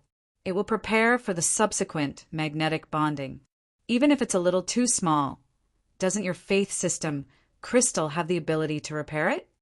At present, the illusory tree grove had indeed been temporarily placed back in Ox Ghost's abdomen. After all, there wasn't a better storage area than there, and it wasn't very bright during the day. The problem was that Nyogue did not feel comforted at all. At this moment, it couldn't help but think of the blooming flowers of flesh and blood in the violent winds and huge waves last night. To hell with maintaining the structure. What the F*CK was magnetic bonding.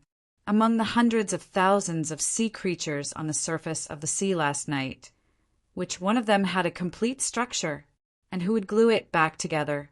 Oh, there's still the matter of adhesion. Do I have to become that flesh membrane that keeps spreading out?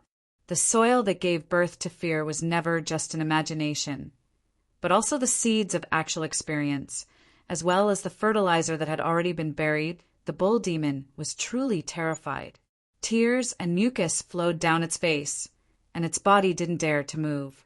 Only its 8 limbs scratched randomly on the deck. It wasn't doing this on purpose, but it was a reaction of losing control under extreme fear. But it was smart after all. It knew that no matter what, attitude was the most important thing right now. Hesitation would make everything go up in smoke. Therefore, it was almost ready to explode its head. It tore its throat and shouted, "Boss, boss, it's my fault. I'm lying. We have a tacit understanding and colluded with each other. Moo, moo, moo. Don't rush, don't rush. Speak slowly." Luo Nan looked at Nyogue's tears and patted its thick shoulder to comfort it. "I told you, the proficiency level for the new skill isn't high. Even the restoration process takes time. You're too nervous right now. Your brain is congested with blood." Nyogue gurgled. He didn't know whether he should speak or shut up. 2 seconds later, it was able to decipher what it needed to do from Luo Nan's eyes. It endured the fear of death, sobbing as it continued to speak. "That imposter and I were in contact. At first, it was just a tacit understanding. I realized that he was doing something, but it didn't affect me. Later on, there were benefits." Zhang Yingying began to recover from the visual impact of the cow's head disintegrating layer by layer. In order to better adapt, she adjusted her breathing and interrupted. "What is he doing? What did you get out of it? I really don't understand. I only know that it's some kind of directional induction. It's a technology that allows ordinary people to gain supernatural power through certain stimuli." Luo Nan interrupted it. "This project has been going on in his private laboratory for a long time. The LCRF has also invested in it. That's just a part of it. I don't know the specifics, but it's done through my side. It's impossible to use the power of the faith system to induce and interfere with the members of the church, right?" Luo Nan shook his head. "Your Ban City's system of godhood already possesses this kind of effect. Is he looking for a donkey while riding a donkey while researching this?" I didn't explain it clearly. What I mean is that the devil wants the induced supernatural power to be inherited through heredity. At the very least, he wants to achieve some kind of clear hereditary advantage." "Huh? This is genetic research?" "Actually, it's not just the next generation. I'm guessing, just guessing. He wants to create a special gene, the kind that can be directly used on his own body. This is because other than researching the people of the Order, he is also experimenting on his own body. It's just that the other people aren't as strong as him, and their luck isn't as good as his." "You're saying that he failed a lot? What's the fatality rate like?" Luo Nan recalled the information Lu gathered regarding the Great Swamp Order, but his impression was already quite fuzzy. This vagueness in and of itself explained that there weren't any particularly unsightly things happening over there in recent years. Nyogue subconsciously became vague again. "It's all right. The scale of his experiments isn't large." Luo Nan just looked at him, not saying a word. Zhang Yingying glanced at Luo Nan. Seeing that Luo Nan didn't express anything, she took the initiative to blush. She sneered and said, "Are you going to beat around the bush again? I haven't forgotten. You still haven't told me about the benefits you obtained. Don't think that you can muddle through with a few words of nonsense." Moo.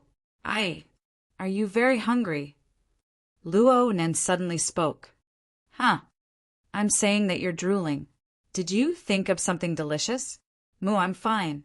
I'm fine." Luo Nan shook his head. "You crossed the Pacific Ocean, ate the wind and slept in the open, and you were targeted by extraordinaries. You've been in fear. It's been a long time since you've had a full meal, right? Do gods like you also need to eat?" How am I a god? At most, I'm just a desolate soul. Please don't flatter me. Please don't." Nyogue clearly knew that the stubbornness of the disintegration in his head had already stopped. Even the tree of nothingness within his abdominal cavity had begun to output fluorescence in reverse to heal him. But when faced with Luo Nan's chatty words, Nyogue unconsciously began to shake. How could there be an idiot on this yacht? Zhang Yingying's eyes narrowed, her gaze sharp. Her lips curled into a smile that wasn't a smile. "I understand now. Your real name is Nyogue, right? Come, pronounce this word after me. Flat tone. Circle in circles." Nyogue's tongue was stiff. How could he have the strength to speak? Luo Nan shook his head. "I haven't researched the direction of Nyogue's nervous system and the secretion of glands. so I can't comment. However, a life system must be driven by desires in order to maintain its existence. It is quite obvious. You seem to have quite an appetite for those experimental subjects. Moo. Nyogue screamed miserably once more. He didn't care whether his head had recovered or not. He used his head to smash the ground, to smash the deck.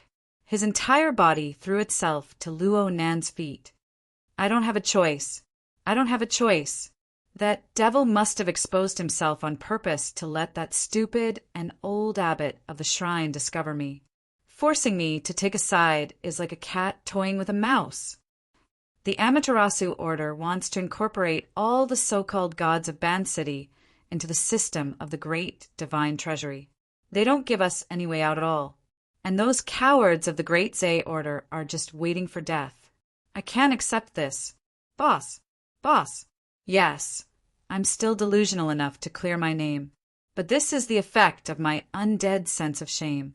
It's howling in grief right now. Boss. Nyogue wailed loudly. Tears and snot flowed down his face. Zhang Yingying's floating camera could record this scene, and he could participate in a performance competition. He might even win a prize. Zhang Yingying didn't say anything after the facts were clear. No matter what kind of actions Nyogue had committed, Luo Nan would be the one to decide how to deal with him. Moreover, it was clear that this Mr. Nyogue was hiding quite a few things in his stomach. So, you're admitting that you and that fake Matsudara Yoshio are allies in a certain sense. Luo Nan's tone was very calm. It seemed that he wasn't affected by Nyogue's actions at all. He was just stating the facts. Since we're allies, did you get his permission to run away? Well, I ran away first, and he didn't stop me. I thought that the Amaterasu order was really going to make a move. Nyogue's words were very vague, but it didn't seem like he was doing it on purpose this time. And he even helped you raise money? Did he give you a suggested route or something? Isn't crossing the Pacific too tiring? Moo. I didn't want to come at first. I just wanted to circle around the islands and hide in the old continent. But the area around Ban City was really too dangerous. The two from the Amaterasu order had their eyes and ears everywhere. I was almost caught halfway through. I could only ask him for help. He gave me a suggestion. Oh! He suggested that I take advantage of a luxurious cruise ship leaving the harbor to hitch a ride. The ship was of high standard. The Amaterasu order wouldn't go overboard in their search. It was relatively safe. I had no choice but to listen to him. I risked my life and stuck to the bottom of the ship. In the end, I came out without a hitch. A luxurious cruise ship. Jade Light? Yes, Moo. Nyogue was about to cry again. I originally thought that I would escape once I got out of the Amaterasu court's sphere of influence. But I didn't expect that the Pacific Ocean would be so dangerous after I left Ban City. If it weren't for the cruise ship I could rely on and the big guys avoided me, I would have become their meal long ago. It was hard to get off just like that. I followed the cruise ship intermittently for who knows how long. But in the end, I encountered a very powerful group of mutants. They clashed with the cruise ship. I couldn't keep up with them at the time, so I fell behind. Then I ran. It wasn't easy for me to catch my breath. Only then did I realize that I was near D City. Then I ran into something like this. Moo. When I saw Her Majesty Empress Wu, I thought I was saved. I really was saved. I was saved. Nyogue rambled on. He had the tendency to expand his adventure into a long story. Zhang Yingying was curious. You know my boss? She had asked a similar question to Her Majesty Empress Wu last night, but she was brushed off by the insincere excuse of beauty and reputation. Nyogue went, His eyeballs swiveled, and he began to stammer. Zhang Yingying looked at Luo Nan and shrugged. She didn't press him any further. Soon, she turned her head to look at the top deck. Her Majesty Empress was drinking tea and reading under the awning. She certainly knew of the progress here, but she didn't say anything. As his subordinate, She had to know the severity of the situation. Luo Nen didn't have any intention of delving into this question. His gaze moved away from Niu Gui's humble face and turned to the still, glimmering chest and abdomen. Have you been in contact with that ally? Chapter 1009. How is that possible? Niu Gui looked as if he had heard a fantasy story. This damned belief system, maintaining a distance of 3,000 to 4,000 kilometers, is the limit. Luo Nen didn't say anything else. He just looked at Niu Gui. Niu Gui swallowed his saliva and pretended to have accidentally stopped breathing. He hurriedly continued, Sometimes it's possible, but it's really difficult. I can't do it 7 or 8 out of 10 times when I take the initiative to contact him. What about him? It seems like the success rate isn't that high. Even if it is, the limit is 4,000 kilometers. It can radiate to the south of the equator. Luo Nan gave Niu Gui a lesson, who had already lost the concept of time and distance. Then he asked unhurriedly, You should be constantly asking him for help during your contact, right? Yes. Is it effective? It's not bad. So, can I say that it's all thanks to your ally? You're a mutant that isn't acclimatized to the climate. You were able to overcome countless hardships and dangers in a short 10 days to cross half of the Pacific Ocean and arrive near T-City. My conclusion is that this is a very good online tour guide. Niu Gui's eyes widened. He was a bit absent-minded. Don't worry about it too much. There are many coincidences that are hard to explain. Just like the battleship slicing blade that chased you until you cried for your mom and dad, and the one behind it. As Luo Nan spoke, he extended his hand and touched the muscles and bones of Niu Gui's head that were beginning to heal. Niu Gui shuddered again. The reaction was quite big. However, it was hard to say how much of this reaction was due to the fear of death at hand and how much of it was due to the fear of an unknown conspiracy. Luo Nan wasn't going to give him an analysis. He was just discussing the matter as it stood. Right now, you're healing through the Dark Dragon God's belief system. Frankly speaking, you're fusing quite well with this system. Are those gods of Ban City on the same level as you? Or are you a special case of a win-win cooperation? Niu Gui went, for a long time, unable to answer. This kind of healing method is a bit slow. The risk of infection will increase. Plus, you probably won't be able to recover your horns. They look weird. If you agree, I can help you. No, there's no need. Niu Gui wished he could bang his head against the deck again to show that he was fine. Boss, your time is precious. I really can't trouble you. Besides, I can't bring you with me when I'm alive, and I won't take you with me when I'm dead. It's not a big deal even if I lose 2 horns, Zhang Yingying chuckled. He's helping you out of goodwill. If you don't give him face, he might flip out. Niu Gui didn't say anything. He just buried his head and pretended to be dead. Luo Nan lightly shook his head at Zhang Yingying, indicating that they shouldn't waste time on this fellow. Zhang Yingying was still a little resentful. This guy really needs to be taught a lesson. Haha. Seems like he's already been taught a lesson. Yeah, we won't be able to get anything out of him. Actually, it wasn't too bad. For example, the details of the fake Matsuda Yoshio's research, his personality traits when he wasn't hidden, and the great divine treasure system. All of them were extremely valuable. But Luo Nan's time was precious. He really wasn't in the mood to beat around the bush with this Mr. Bullpen. Moreover, this wasn't the main point of his current concern. The two of them did not avoid talking about Niu Gui. This brother was not worth avoiding. Luo Nan said, There's one thing you're right about. You really need to clean up this person. Niu Gui raised his head in shock. It was so large that his skull, which was still in a softened and dispersed state, shook along with it. Then he saw Luo Nan extend his hand. Curls of water smoke accumulated and manifested in his palm. Soon it coiled and condensed, transforming into an unfathomable ball of smoke. And it gradually became clear and transparent. From his angle, it seemed like he could faintly see the outline of the rippling body of water within. This, Luo Nan released his hand, and the ball of smoke, which was rapidly turning transparent, floated in the air. The effect was very fantastic, but from Nyogue's perspective, it was clearly like a strange and enormous eyeball. It coldly stared at him. Look, the yacht is about to reach the shore. You know that Koro Base is the most active trading market for marine mutants, right? Luo Nan spoke to Nyogue with the tone of a coaxing child. The advantage of this tone was that it was gentle without any sharpness. But the problem was, Nyogue had no sincerity at all. Your appearance is too special. You definitely can't hide it from others.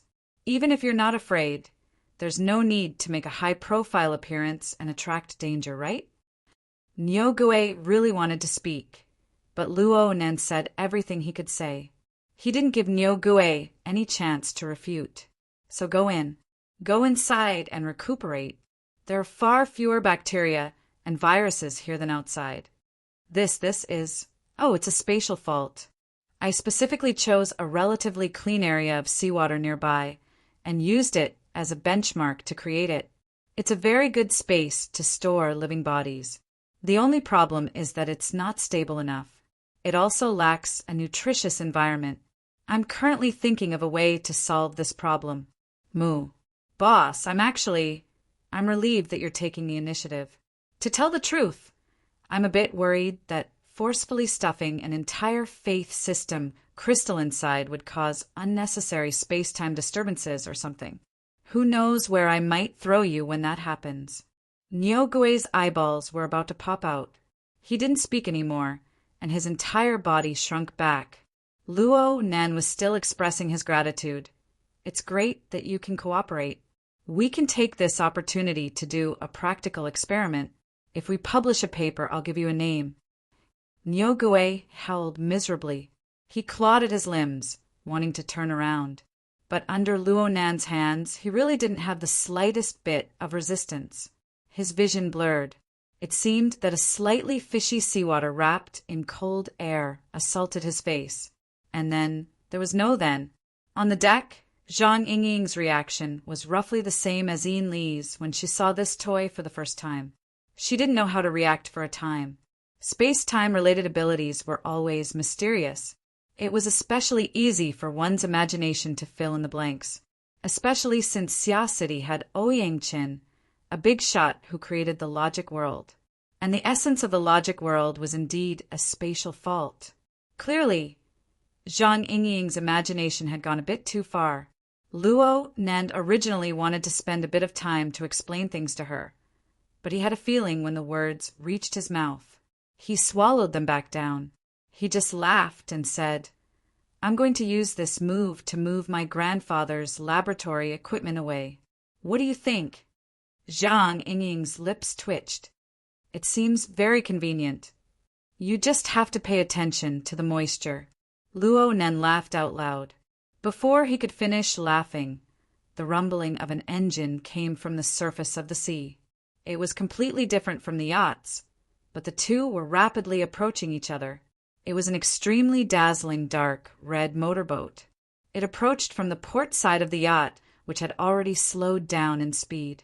Soon, the motorboat and Luo Nan were on the same deck. The driver was dressed casually in shorts, an open-necked floral shirt. Whistling a greeting to this side, Zhang Yingying was stunned at first, but her expression quickly changed. She could clearly feel the arrogant, burning vitality of this person. Even though they were separated by a distance of more than 10 meters, her face still felt slightly hot and even stinging.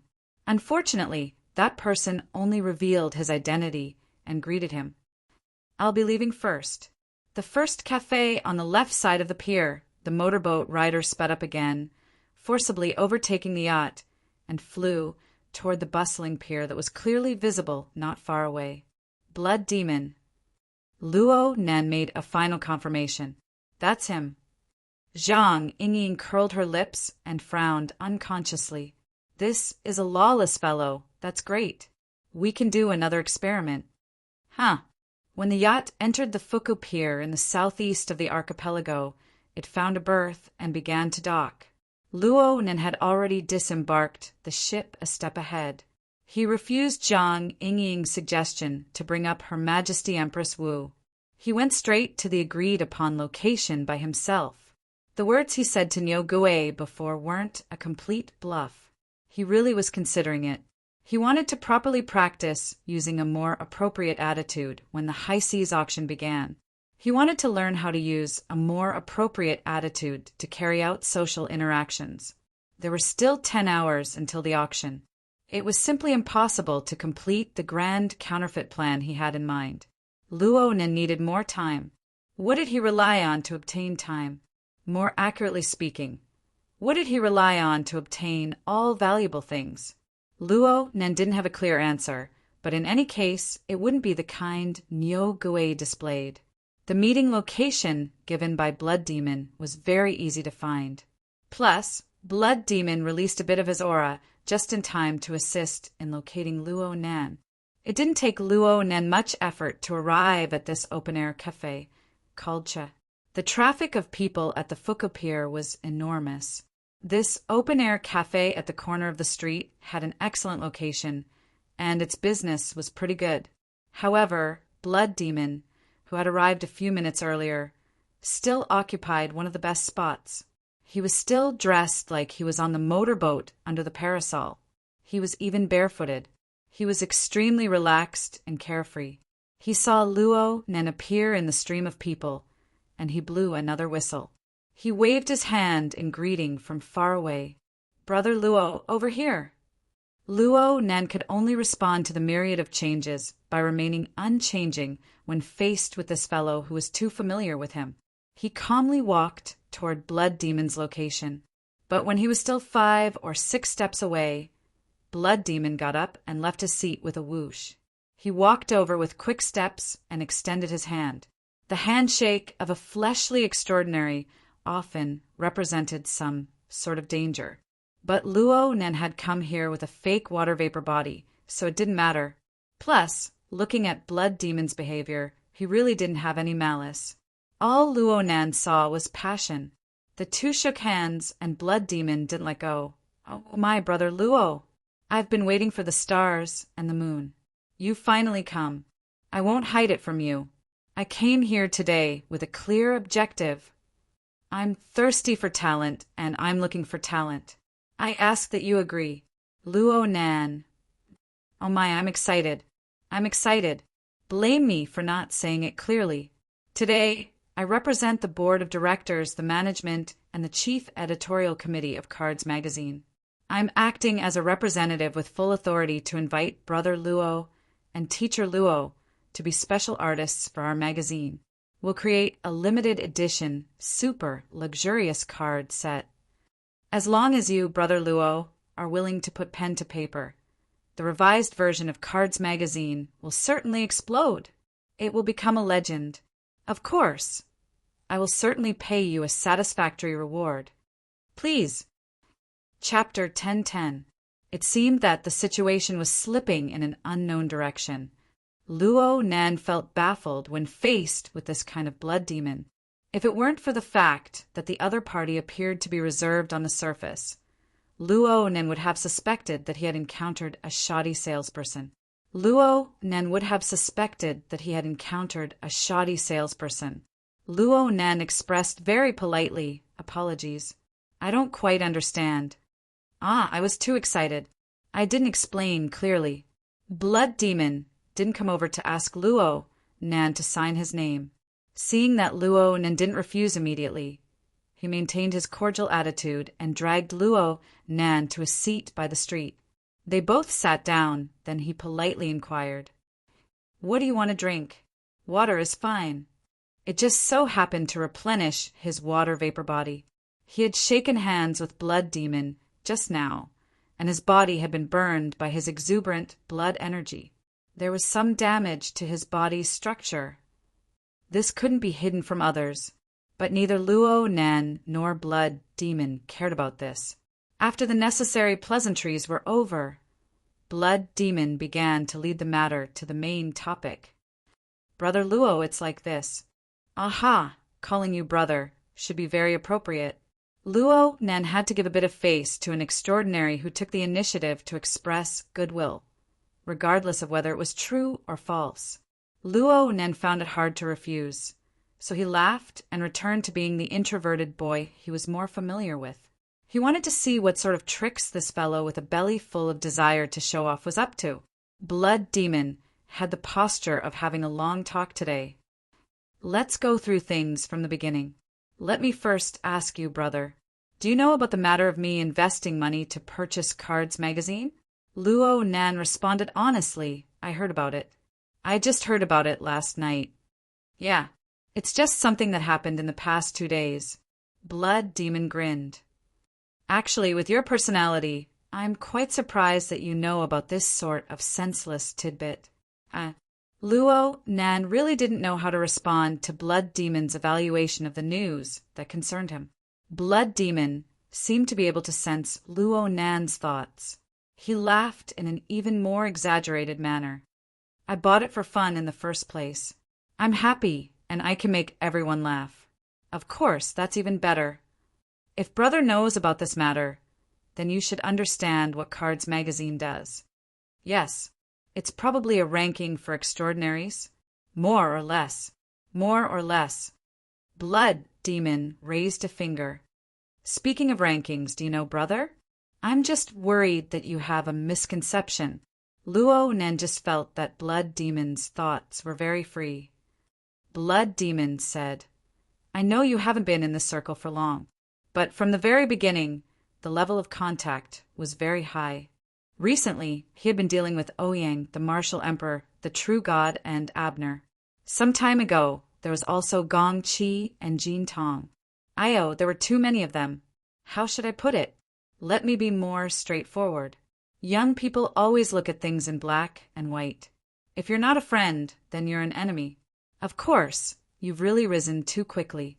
Some of the older guys don't even have the time to adjust their attitudes. A second ago, they looked like they could do whatever they wanted. But in the blink of an eye, they're about to clash. This kind of embarrassing feeling is really embarrassing, you know? So, you have friends, and most of them are kind to you from the beginning. But there are many enemies, and they are often extreme.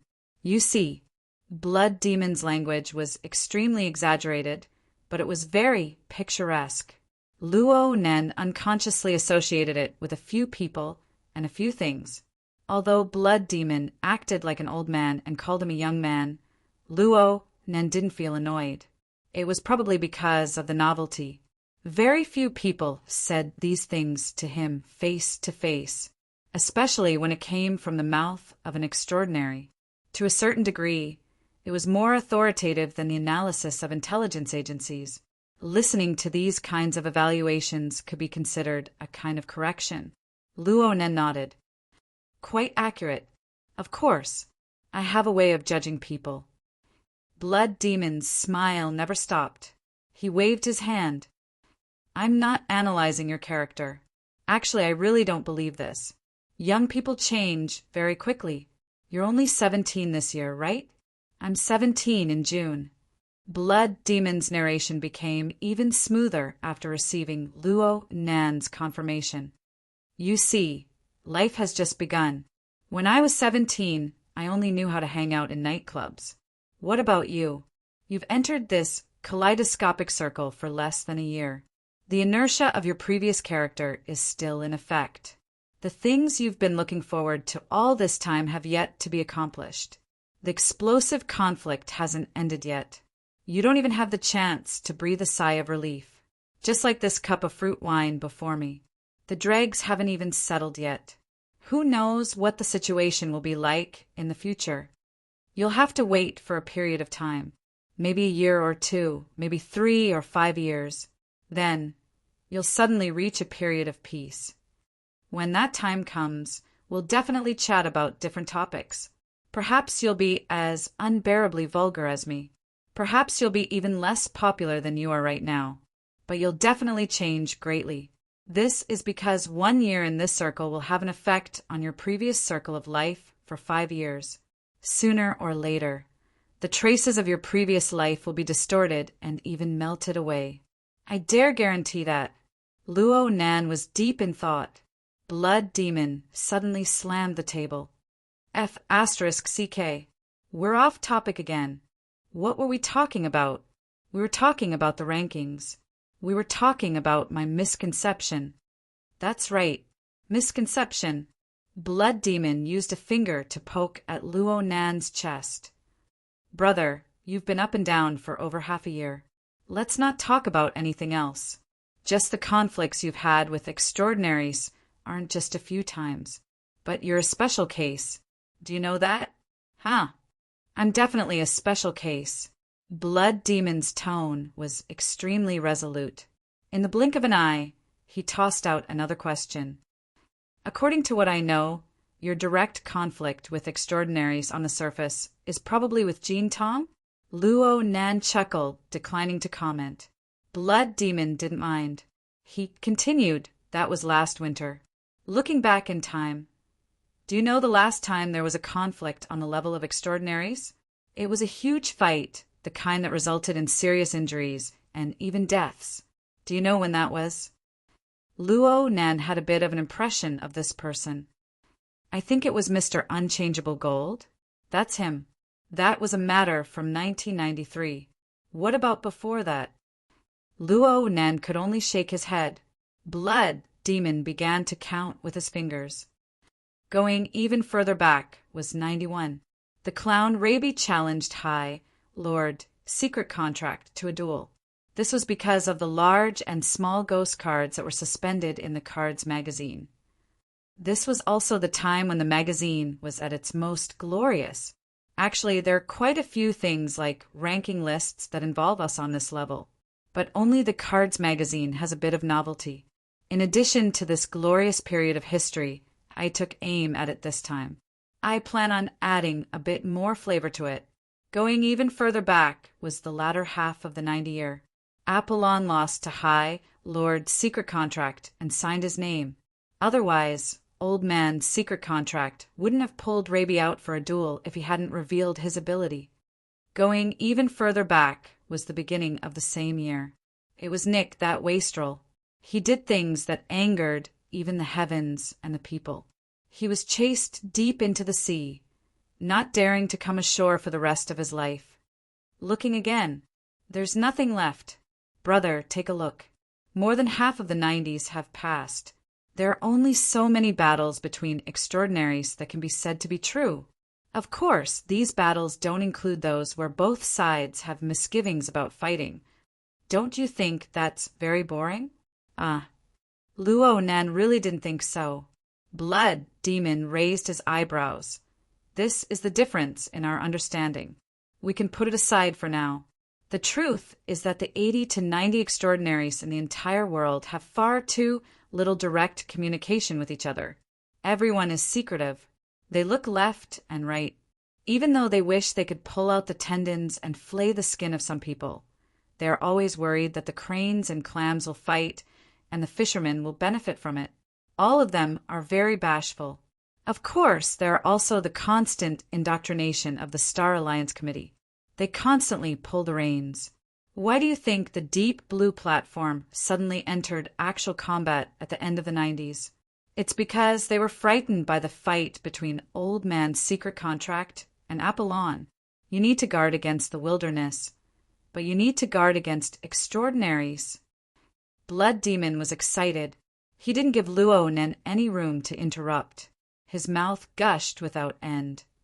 In this sort of situation, what do the vast majority of extraordinaries look at in terms of strength? They never look at each other's battle results. At most, they use the foundation of their basic realms to replace it with their battle results against mutants. Actually, if it's really just like this, then it's fine. Then you guys just put in Dongsheng in the number 1 position under the heavens. But that fellow is just a 10 of spades. He almost didn't make it into the top 16. What's the reason? Because the ranking also takes into account the social status, academic achievements, political influence of the people on the ranking. So Abner is the king of spades, Mao Jingye is the king of hearts, and Lanier is the king of clubs. Let's not even talk about the 4 from the 3 great orders. Luo Nen was already a bit strained. He knew of Ndongxing because Baijian of City was a legendary character even in the secular world. An NPC character modeled after Ndongxing existed in the 10 Days in the Wilderness. It wasn't a hero. It was a commander who issued daily missions. It was a very transcendent kind. As for Lanier, he seemed to be the number 2 figure of the Order of Justice. As for Apollon, Nick, and Rabbi the Clown, Luo Nen only had a vague idea. Perhaps his best choice right now was to go online and look up the last issue of Cards magazine. Then again, these were just details that were unfriendly to those with obsessive-compulsive disorder. The true core content was Blood Demon's basic intentions. Though Blood Demon took a big detour, Luo Nan was still able to hear it. This bro simply wished for the whole world to be in chaos. He wanted to rely on the influence of Cards magazine to fan the flames among the various extraordinaries in the inner world. There was a certain concept in the inner world circles that equated extraordinaries with high-yield nuclear warheads. From Luo Nan's perspective, the theoretical destructive power of a nuclear warhead was certainly far greater than that of an extraordinaire if he were to use mathematical formulas to convert them. But on the plane of reality, he already had the right to speak about what an extraordinaire could do. 2 extraordinaries clashed head-on, especially in the form of a life and death contest, and the consequences that would occur were truly chilling to think about. If Blood Demon was in an ideal state, Luo Nen didn't want to think about it. He didn't want to help, even if it was just to do some side work. He absolutely didn't want to. Mr. Blood Demon. Blood Demon raised his hands and pressed them down, interrupting Luo Nan's words. I understand what you want to say. It's most likely something along the lines of, those who walk different paths cannot make plans together. However, bro, please don't ruin the current atmosphere for now. Actually, I can be a bit more tactful. I can even not tell you. I can just discuss the contract as it is and discuss it as it is. But I still said it. This shows an attitude of respect. I respect your status. I respect your intelligence. I respect your strength. I respect your strength. Let's lay everything out clearly. Business is business. In the end, we still need to return to the conditions. Blood Demon extended his hand as he spoke. He picked up the locked briefcase that he had placed to the side earlier and slapped it onto the table.